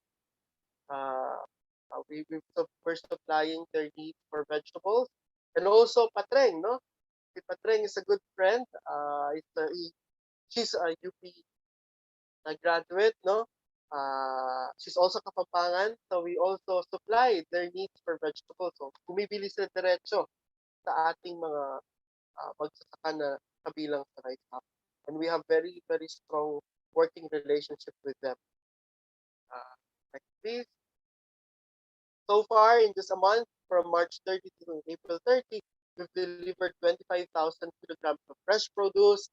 And because of that, ang farmers natin kumita ng 20% increase, no? Kumbaga tumaas ng 20% ang kanilang income dahil itong mga ating mga clients. They directly order from Rise Up, and powered by the DA's Kadiwa program. Next, please. So if you want to contact me for questions and how we can help your communities, that's my email and that's my personal number. Muli, no? I just want to tell you na ako rin, galing ako sa mahirap na pamilya. Magsasaka yung aming pamilya at nangingisda. Nangarap ako, simula nung high school na maybe I can do something for my community. And I didn't expect na I can be I can also help my community at such a young age. No matter what your circumstances in life, you can help others and be successful in agriculture, because agriculture, uh, innovating agriculture is the answer for to solve poverty in the Philippines and to create more prosperity in the rural area. Maraming salamat and I look forward for your question. Thank you very much, Sir Elvin. And wow, that was quite a presentation. And gusto ko yung sinabi mo na can be difficult, but it can be done. Indeed, magandang takeaway yon para sa ating young participants, di ba? So if you have questions kay Sir Elvin or if you have clarifications, we now go to the open forum part 2. Tinatawagan ko po ulit ang ating moderators will be facilitating your questions. Ms. Joanna Rose Vergara, the floor is yours. Thank you, El. Thank you, Ella. So, magandang umaga, Sir Elvin. Sir Elvin. Magandang umaga po. Ayan, nandyan. Hinahanap ko si Sir. Ayan. Bigyan muli natin ng malakas na palakpak ang ating second agriculture champion, si Mr. Elvin Laceda. Yay! So, mainit na pagbati mula sa UPLB, Sir. Alam ko pong mas mainit dyan ngayon sa Lubao. Ay, so dahil summer ngayon, yan. Mabot kami ng 47. Ayan, so medyo naiinitan na kami dito sa Las Bañas ng 30 something, pero 40 pala dyan. Oh. Pero so Sir Elvin, kahit mainit ngayon, you still put cool in agriculture by providing access to education, empowering the farmers and youth to look at the agriculture as a business. So, and we are proud sa'yo na nadala mo sa ibang bansa ang istorya ng magsasakang Pilipino. So Sir Elvin, interesado ako dito while we are waiting for the questions po ng mga participants natin. So sa kasalukuyan para sa mga participants, sa kasalukuyan kasi si Sir Elvin ay representative ng youth farmers in United Nations Youth Advisory Board. So maganda pong point of discussion for today ang involvement ng youth talaga in agriculture. So Sir Elvin, youth inclusion in decision making and policy formulation is one of the toughest, I believe so, na challenge ng youth involvement sa agri. So maaari mo po ba kaming kwentuhan ng iyong experience or snippet of activities ng UN Youth Advisory Board at ng iyong pagiging member while waiting po kami para sa mga grabe, ma'am, nakinikilabutan ako sa sinabi mo. Actually, that's what we lack in the development sector.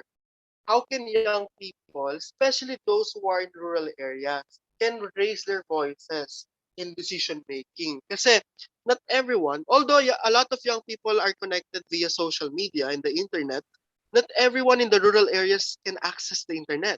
So how can they voice their concerns, their desires, their dreams, their goals for agriculture, especially yung mga kabataan na nasa kanayunan?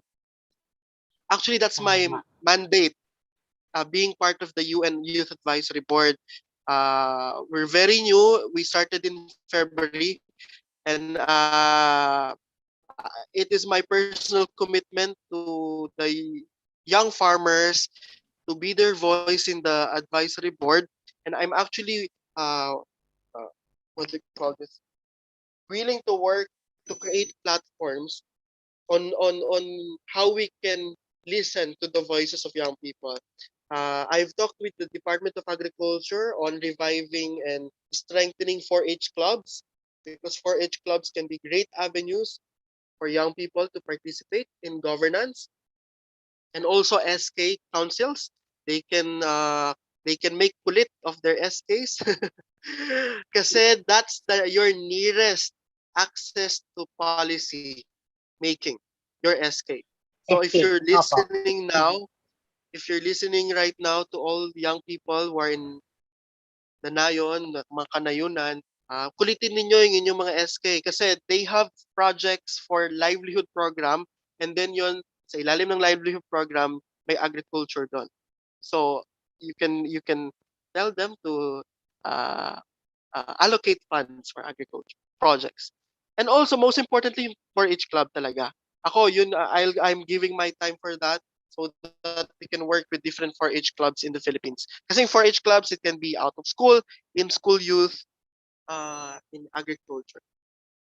In high level advising and ano naman po, consultation, we can work with your groups or organization and we can talk about it so that I can bring your concerns to the UNCT, the UN country team. They are very, very willing to listen to our voices. Actually, this is the first in the whole UN system. This is the first youth advisory board, and Philippines is doing great with that to organize that. Apo. So nakaka-proud talaga as a Filipino, no, na kapag ganitong kabataan ang makikita mo, talagang kahit matanda kagaya ko ay may pag-asa pala, ano. May pag-asa kapag masyadong inspiring talaga yung mga kabataan natin to do that. So yun, salamat po sa pag-remind sa kanila na may SK tayo, na sila po yung #1 policy making body para po matulungan po tayo sa ating mga concerns, lalo na po sa decision making and policy. So, meron na po akong natanggap, sir, na mga katanungan dito galing po sa Zoom. So, what are the failures daw po that you encountered and how did you rise up from it? This is from Cherry Ann ng Zoom. Yeah. You cannot succeed in business without failing a lot, no? Ako, I want to fail early. I wanted to fail early and I failed too. So, isa sa mga failures namin, nung una kasi, nung 2016 nagkaroon ng business competition sa aming school. Actually, that's the platform of our university to help students create their own businesses. So yung competition na tinatawag nilang Great Ideas. Nung nag-join ako dun sa competition, our first MVP or the minimum viable proposition was an app, a mobile app.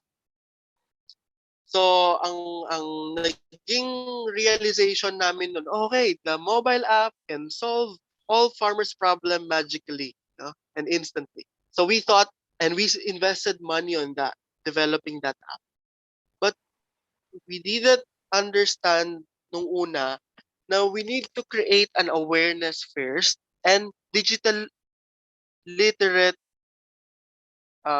beneficiaries. Like the farmers, kailangan namin muna silang maging aware sila sa business system, financial literacy, and digital literacy, no? Yung how to use phones sa mga hindi marunong pa at sa basic computing system.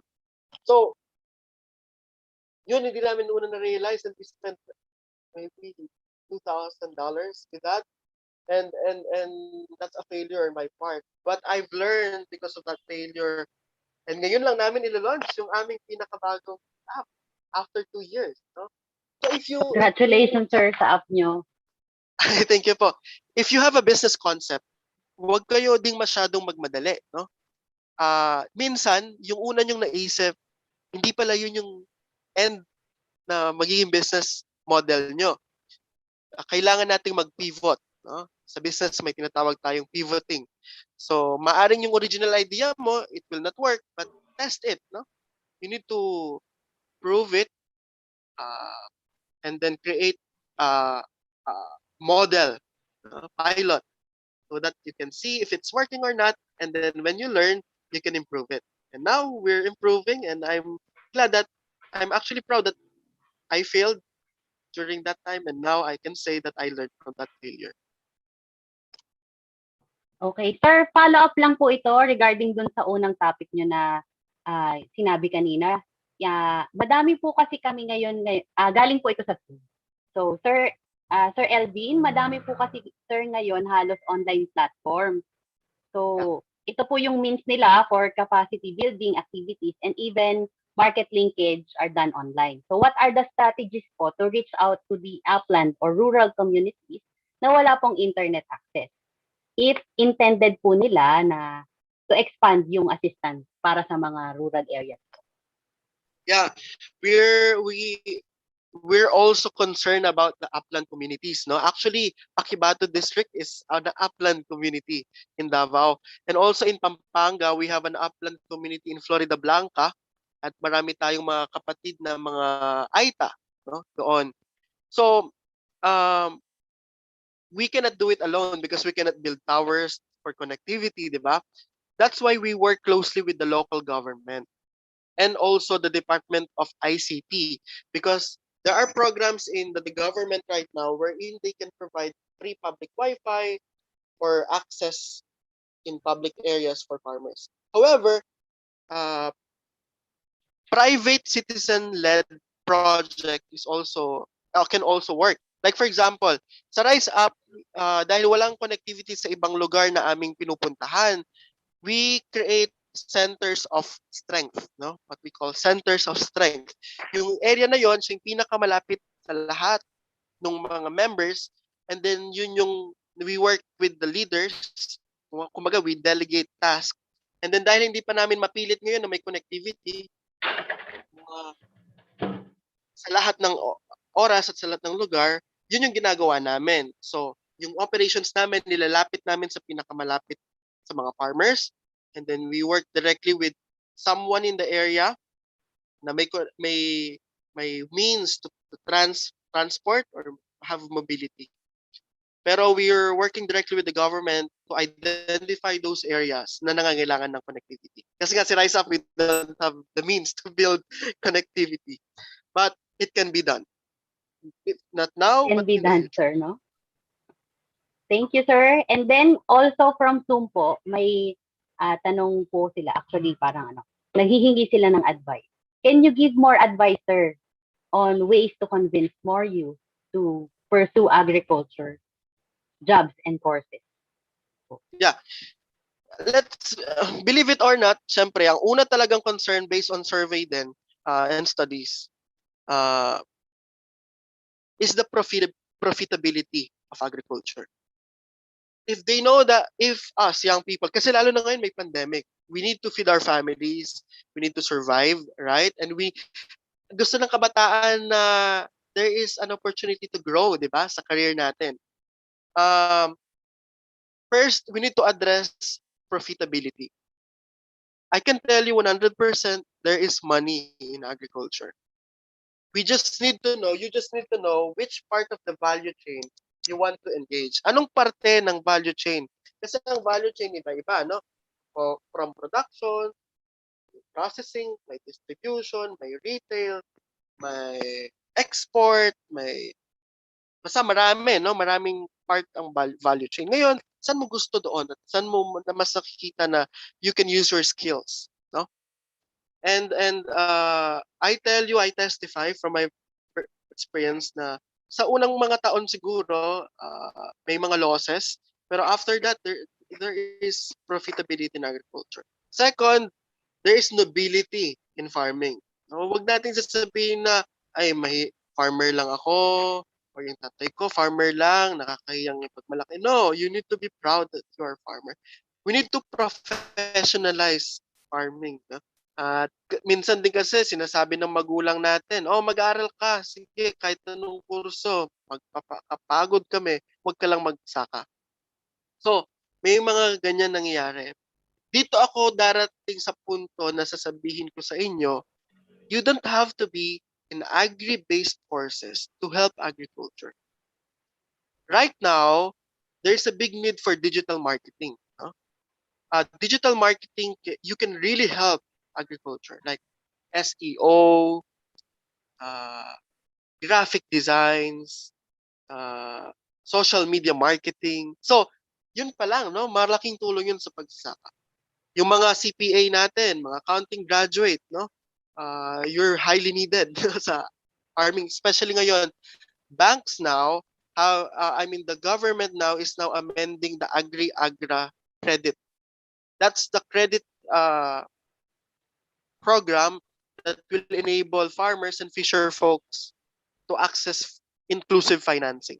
So, syempre, para makapasa yung mga farmers dun sa Agri-Agra program, they have to create a business plan, and I'm sure accounting graduate and BSBA, BS marketing, BS management, that you can help your farmers. Multimedia majors, you can help create stories. No? So, ang dami. Sorry po, So, medyo thank you, maba yung sir. sagot ko. Okay lang po. And then going back po doon sa profitability, no? May question po dito from Zoom kay Ma'am Harleen May Gonzalez na ano daw po or what will we do to avoid crop losses? Baka may experience ka, sir. Most especially when market is far from the farm or area of production. Baka daw po may insight ka. Meron ka po bang experience na gano'n nung nagsisimula ka, sir? Actually, ngayon meron pa rin tayong na-experience. From time to time, merong mga nagchat-chat sa ating mga magsasaka ng Pangasinan or Nueva Ecija na nangangailangan ng tulong sa mga kalabasa nila, munggo, dahil malayo sila sa market. Kung malapit man sila sa market, minsan naman binabarat. Hindi pala minsan, kadalasan binabarat sila. So, to rise up, we created an equitable marketing system wherein kami yung highest bidder ng mga produce, no. We cannot do it throughout the country right now, but we are doing it one community at a time. Sa mga losses, ang pinaka-importante talaga, our goal in the next 3 to 5 years is data and market-driven farming, which is 3 to 6 months ahead pa lang, malalaman na natin anong kailangan ng market. Nang sa ganun, yun yung volume na itatanim natin.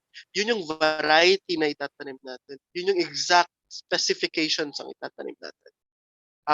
Ngayon, we are working with pilot companies, food manufacturers with that. So that 3 to 6 months ahead of time, alam na namin ilan ang ipoproduce. Nang sa ganun, hindi magkakaroon ng oversupply. Pag kasing nagsabay-sabay yan, Pangasinan, Nueva Ecija, Quezon, at Pampanga mag-harvest ng kamatis, for example, magmumura. That's why we want to have operations din sa mga probinsyang yon. Nang sa ganun, kumbaga king Kapampangan, liwas-liwas, sabi. Hindi sabay-sabay. No? By the way, sa mga taga Mindanao dire, maayong buntag sa inyong tanan, malipayon ko na makipagtrabaho sa inyo, kung ganahan ninyo, makipag-partner sa amo, welcome ka mo. Kontakirang. Thank you. Okay po, salamat sir. Follow up po ulit. Follow up daw po ito galing sa Zoom. So, question po about Upland. So, you mentioned po that aside from the local government unit, you top point person po in the area for mobility. So, do you provide incentive po sa mga point persons na ito? And are they also being trained po? Thank you very much from anonymous attendee. Yes, usually yung ating tinatap dun sa area, yung presidente ng asosasyon. Hindi ko pala na-explain kanina, no? After mag-graduate ng mga farmers sa farm school ni Rise Up, yung grupo nila, we help them organize as a cooperative or a farmers association. Tapos yung presidente nila, we train them in leadership roles.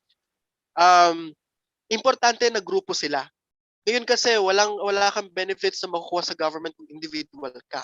Mas maganda talaga, kahit hindi lang sa government, no, mas maganda talaga na grupo yung mga magsasaka. Because first, they can lessen cost of production. Actually now we're working with the government giving 16 tricycles na may pwedeng pagdala ng mga gulay from the upland to our consolidating area, no, na nakapag-grant ang ating Department of Agriculture ng 16 na ganong magkakasya siguro 700 kilograms of vegetables per vehicle. So magandang yon, tulong. So nakikita rin namin talaga logistics ang isa sa challenging point ng agriculture right now.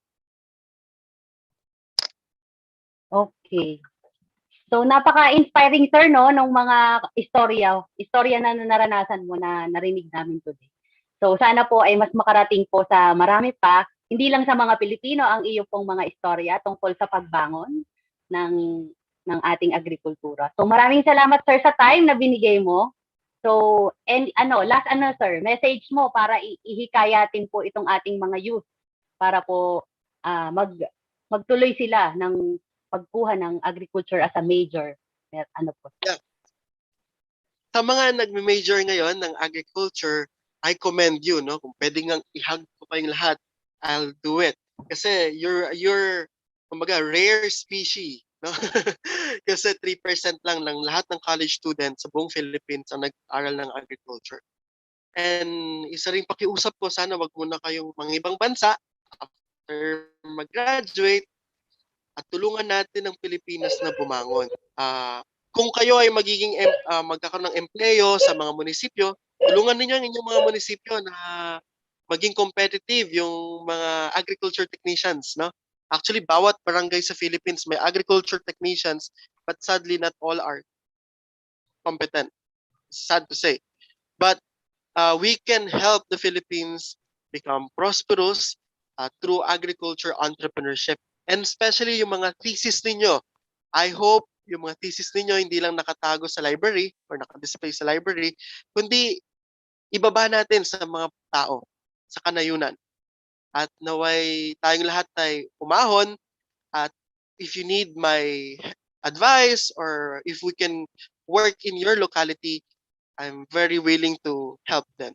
Maraming salamat po. At least like our page, Rise of Farmers Incorporated. Salamat po.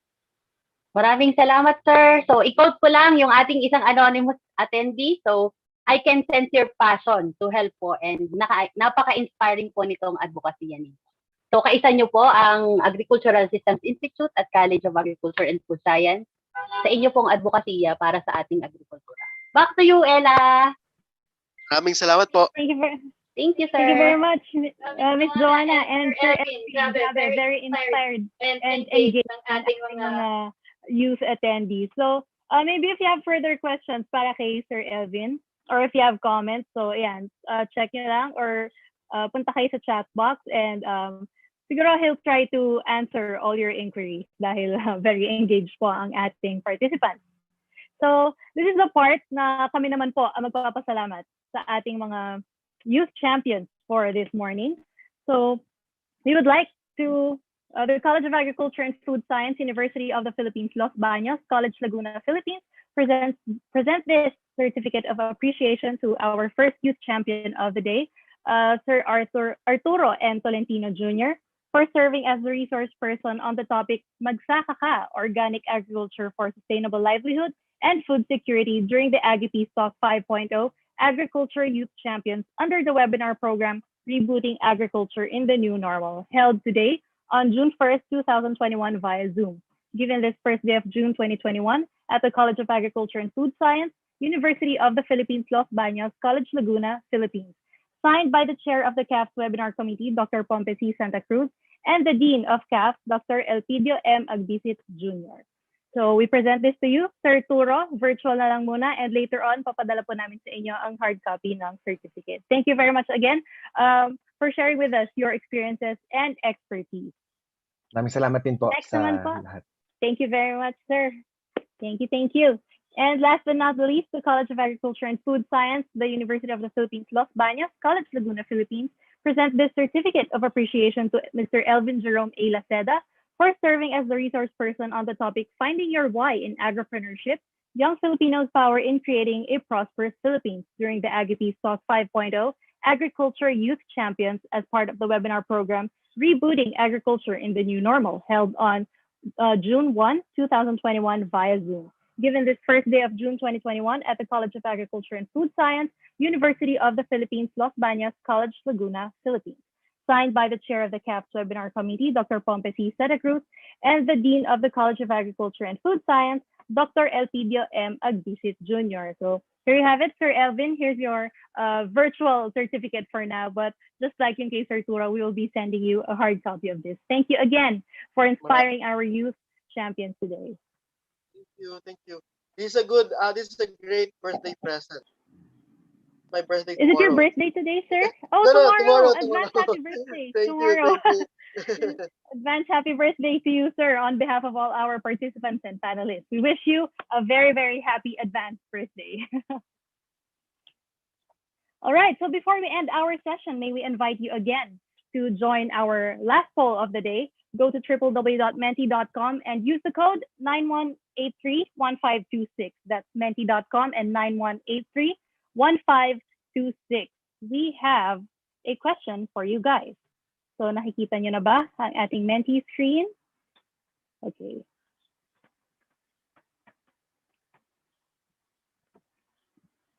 All right.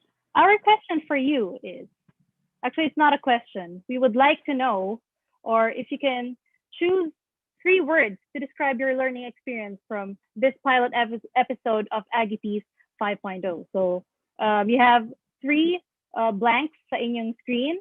If in case hindi pa na-access, the code is 91831526. All right. So choose 3 words to describe your learning experience from this episode. And we would like to know how you feel after hearing our two youth champions, Sir Arturo and Sir Elvin. Sige, let's see kung meron na po tayong mga excellent and awesome, empowering, cool, great, inspiring, mind-blowing. All right, keep those adjectives coming. Sige, let's see. Great. Oh, we have a heart eyes emoji. So you can also use emojis to express how you feel. We have starry-eyed emojis coming. All right, heart eyes, inspiring, wonderful, life-changing. Wow, this is quite deep. Pero hindi lang kami nagpapasalamat. I'm sure our resource speakers also are very touched sa inyong positive things to say about our session. Motivated ang ating mga ating participants. Inspiring. I see a lot of starry-eyed participants here. Meron pa ba? Oh, may kissy emoji pa. I think very, very grateful siya. We have thumbs up na nakikita right now sa screen. All right. Most of us are really inspired, empowered, very informative daw ang ating talk for this morning. Mission building, fun, engaging, fulfillment. Yeah, very fulfilled din ako, like you. All right, keep those emojis coming. Happy. I see a heart emoji. So if you want to show your love sa ating mga speakers and para sa buong committee, all right, keep those words and emojis coming. Yan, ang biggest word for the day is inspiring. That's actually our goal para sa umagang ito. Gusto naming ma-inspire lahat kayo to become the next youth champions for agriculture. All right, I see a lot of heart eye emojis. Cool, positive. So we only have good things to say para sa session na ito. So sige lang, just keep on putting your positive thoughts and all those colorful emojis. Sige, lagay nyo lang dyan. The Menti will be, we'll keep it open para po sa inyong mga kasagutan. So yan, sige. But I think, yes, the words, the top 3 words that talagang nag-pop out today ay great, informative, and inspiring. So that says a lot about sa ating topic and sa ating mga napag-usapan for this morning. Yan, sige. So habang pinupuno nyo ang ating mentees, you can also access your e-certificates through this evaluation form. If you want, you can scan the QR code na nakikita nyo sa screen. And we will also be sending the evaluation link sa ating chat box. If you're live via YouTube or Facebook, you can also see it sa comment section. So our support staff will be commenting the link para mas ma-access siya. And yun, para mas mabilis, you can use the QR code na nasa screen. And also, if you can hit a like sa aming Facebook page at UPLB College of Agriculture and Food Science, you can visit our page through www.facebook.com/cast UPLBPH for more announcements sa ating next episodes and more updates. So yun. So if you can hit that like button to show more love para naman po sa CAF UPLB Facebook page. Yeah, I also have a couple of announcements for you guys. since this is the pilot episode of Aggie 5.0. On June 3rd, I think that's a Thursday, same time po, 9 a.m., we have another set of special resource persons coming to you. So we'll be showing you how Miss Cherry Abrigo and Mr. Darlon Lantican puts the cool in agriculture. So don't forget to tune in on June 3rd, same time, live din po tayo via Zoom, Facebook, and YouTube. If you want to register, we can comment also the links dito sa chat box, and you can visit the CAF Facebook page for more details. Don't forget, this will be episode 2 po on June 3, featuring Miss Cherry Abrigo and Mr. Darlon V. Lantican, another set of agriculture youth champions. If you're also interested in learning about the highlights of UPLB developed technologies in cassava production, this will be on June 3 and 4. This will be live via Zoom and Facebook streaming. If you want to know more about registering for this event, you may also visit the Facebook page of the Agricultural Systems Institute. That's www.facebook.com/agrisystems. And last but not the least, we're also inviting you to join an e-dialogue on organic agriculture for sustainable and resilient community food systems as part of the Food Systems Summit 2021 Dialogue. This is convened by the Interdisciplinary Study Center on Organic Agriculture, or the IDS-COA, under the University of the Philippines, Los Baños, and the Southeast Asian Regional Center for Graduate Study and Research in Agriculture, or CIRCA. So just tune in sa ating chat box and comment section for more details. All right, this is the part na i-wrap up na po natin ang ating program. So let's invite the director of the Agricultural Systems Institute to deliver us with closing remarks. Please welcome Dr. Virgilio T. Villancio. Good morning to you, Doc Hill. Hello, Velas. Yes, sir. Good morning.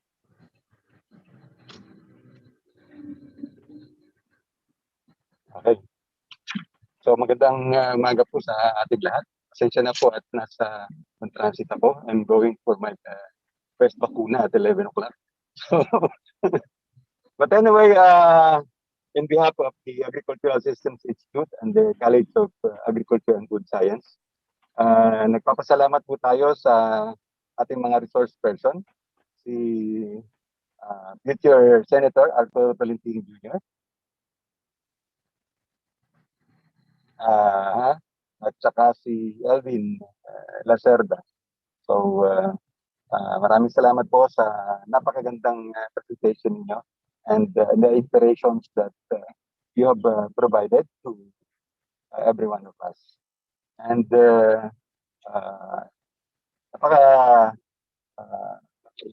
inspirational na at your younger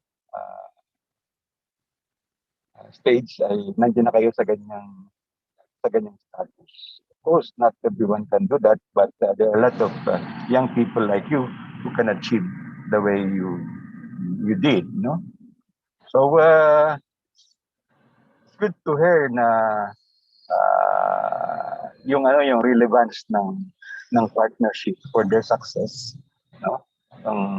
Sino yung nakatulong din sa kanila to achieve what they have, no? Technically, financially, and of course, dun sa kanilang passion for entrepreneurship and social entrepreneurship. Nakita natin yung importansya ng TESDA, ng partnership with the Department of Agriculture and other agencies that were involved in. And of course, yung public-private partnership as shown ng mga activities na ginawa ng Ayala Foundation with Katuro, no? And of course, yung sa Rise Up, sa Elvin. Okay? But one thing that caught my attention is that minsan na-highlight natin yung role ng youth, but hindi natin nakikita yung role naman ng mga senior. So sabi ko nga doon sa palagi kong sinasabi sa estudyante, na dapat nandun din yung partnership ng senior citizen at saka ng youth in agriculture. Because kahit anong profession mo, as mentioned by Sir Elvin, no? Nandun yung interest mo na mag-agriculture after your retirement. most of the people that I talk to, kung magre-retire sila, what they want is to secure a farm at to settle in a farm. Parang nandun yung pagka-contento and so on. But the problem is yung retirees have passion, pero they don't have the strength and the power to do it. But they don't give the funds. Meron silang pondo. And that's where the juniors can help. They have the passion as well as creativity and the strength to do it. So dapat ma-nurture din natin yung partnership na to ng seniors at saka juniors. And another thing is that there's a question something about those coming from the farming family, yung mga youth natin. There are two options, of course. They go out of agriculture, no, and have some other profession. But the tendency, and I saw a lot of them, once they are through with their profession, they go back to agriculture. Andun pa rin yan. I know of a pilot friend, sabi niya kaya siya nagpiloto kasi ayaw niyang magsaka. But after retiring doon sa kanyang pagiging pilot, siya, they go back to agriculture. At sabi niya, bakit ba hindi pa ako nag-agriculture simula pa noon? Nakita niya yung pagka-content. Hindi lang yung pera, kundi nandun yung contentment, yung kontento ang buhay mo pag nandun ka sa agriculture. Parang ganon. And the other option, of course, they stay in agriculture and improve from it. No?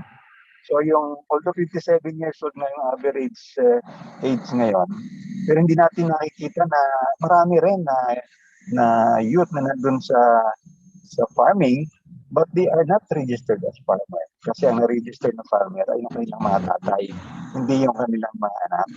And there are a lot of young people also who are directly involved in farming. I think this is one thing that we have to study in the academy.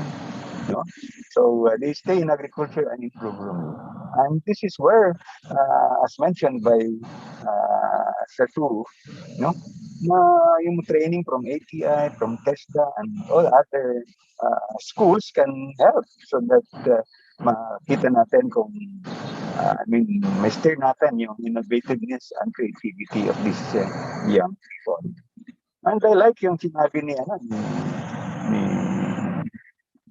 Melvin na kahit anong profession, you can always engage in agriculture. No? And good to know that because of this organic agriculture and nature farming initiatives, so survey kayo kung sino involved. These are the people that are not directly involved in agriculture, but in other profession. But because of health and desire to have healthy foods, they engage in organic agriculture. And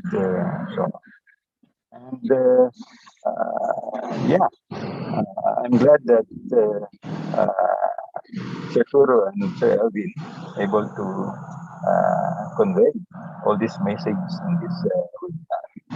And in behalf of our team, I would like to congratulate also yung ating webinar team for making these things possible, as did by our associate Dean, Dr. Bambi Camili, and of course the ASI web team, and the superb facilitation of Ella and our moderator Joanna, and all other people who are behind si Man, who are in the command post. And with that, marami pong salamat kay Dr. Bisag-Bisig, yung pong aming dekano, and our Chancellor, Chancellor Camacho, who delivered the message before the start of the lecture.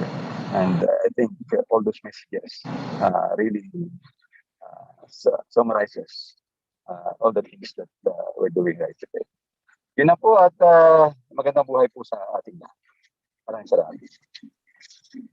Thank you very much, Doc Hill. So talaga naman kahit in transit si Doc Hill, nakapag-deliver pa siya ng kanyang closing remarks. Thank you again for wrapping up the pilot episode of Aggie 5.0. Para naman po sa ating certified youth champions, Sir Arturo and Sir Elvin, thank you again. We are very grateful for having you both share with us your experiences and for motivating our youth to become agriculture champions like you. We wish you the best and continue putting the cool in agriculture. Special thanks also to Chancellor Camacho and Dean Agbisit for jump-starting our session this morning. And of course to Dr. Pompe Santa Cruz, Dr. Adel Dorado, and Dr. Barbara Kawili for a great start of the Aggie Peace Talk 5.0 webinar series. Last but not the least, I'd like to thank the ASI webinar team, Ms. Joanna Rose Vergara for moderating and facilitating our Q&A portion. And of course, to Sir Arthur Kayamanda, Ms. Rachel Bautista, and Ms. Catherine Lee. Thank you all for your hard work behind the scenes. Para naman sa inyo, our participants, thank you very much for spending your Tuesday morning with us. And we hope you can become the next agriculture youth champions. Once again, thank you everyone, and we'll see you again on the next episode of Aggie Peace Talk. Good morning, everyone.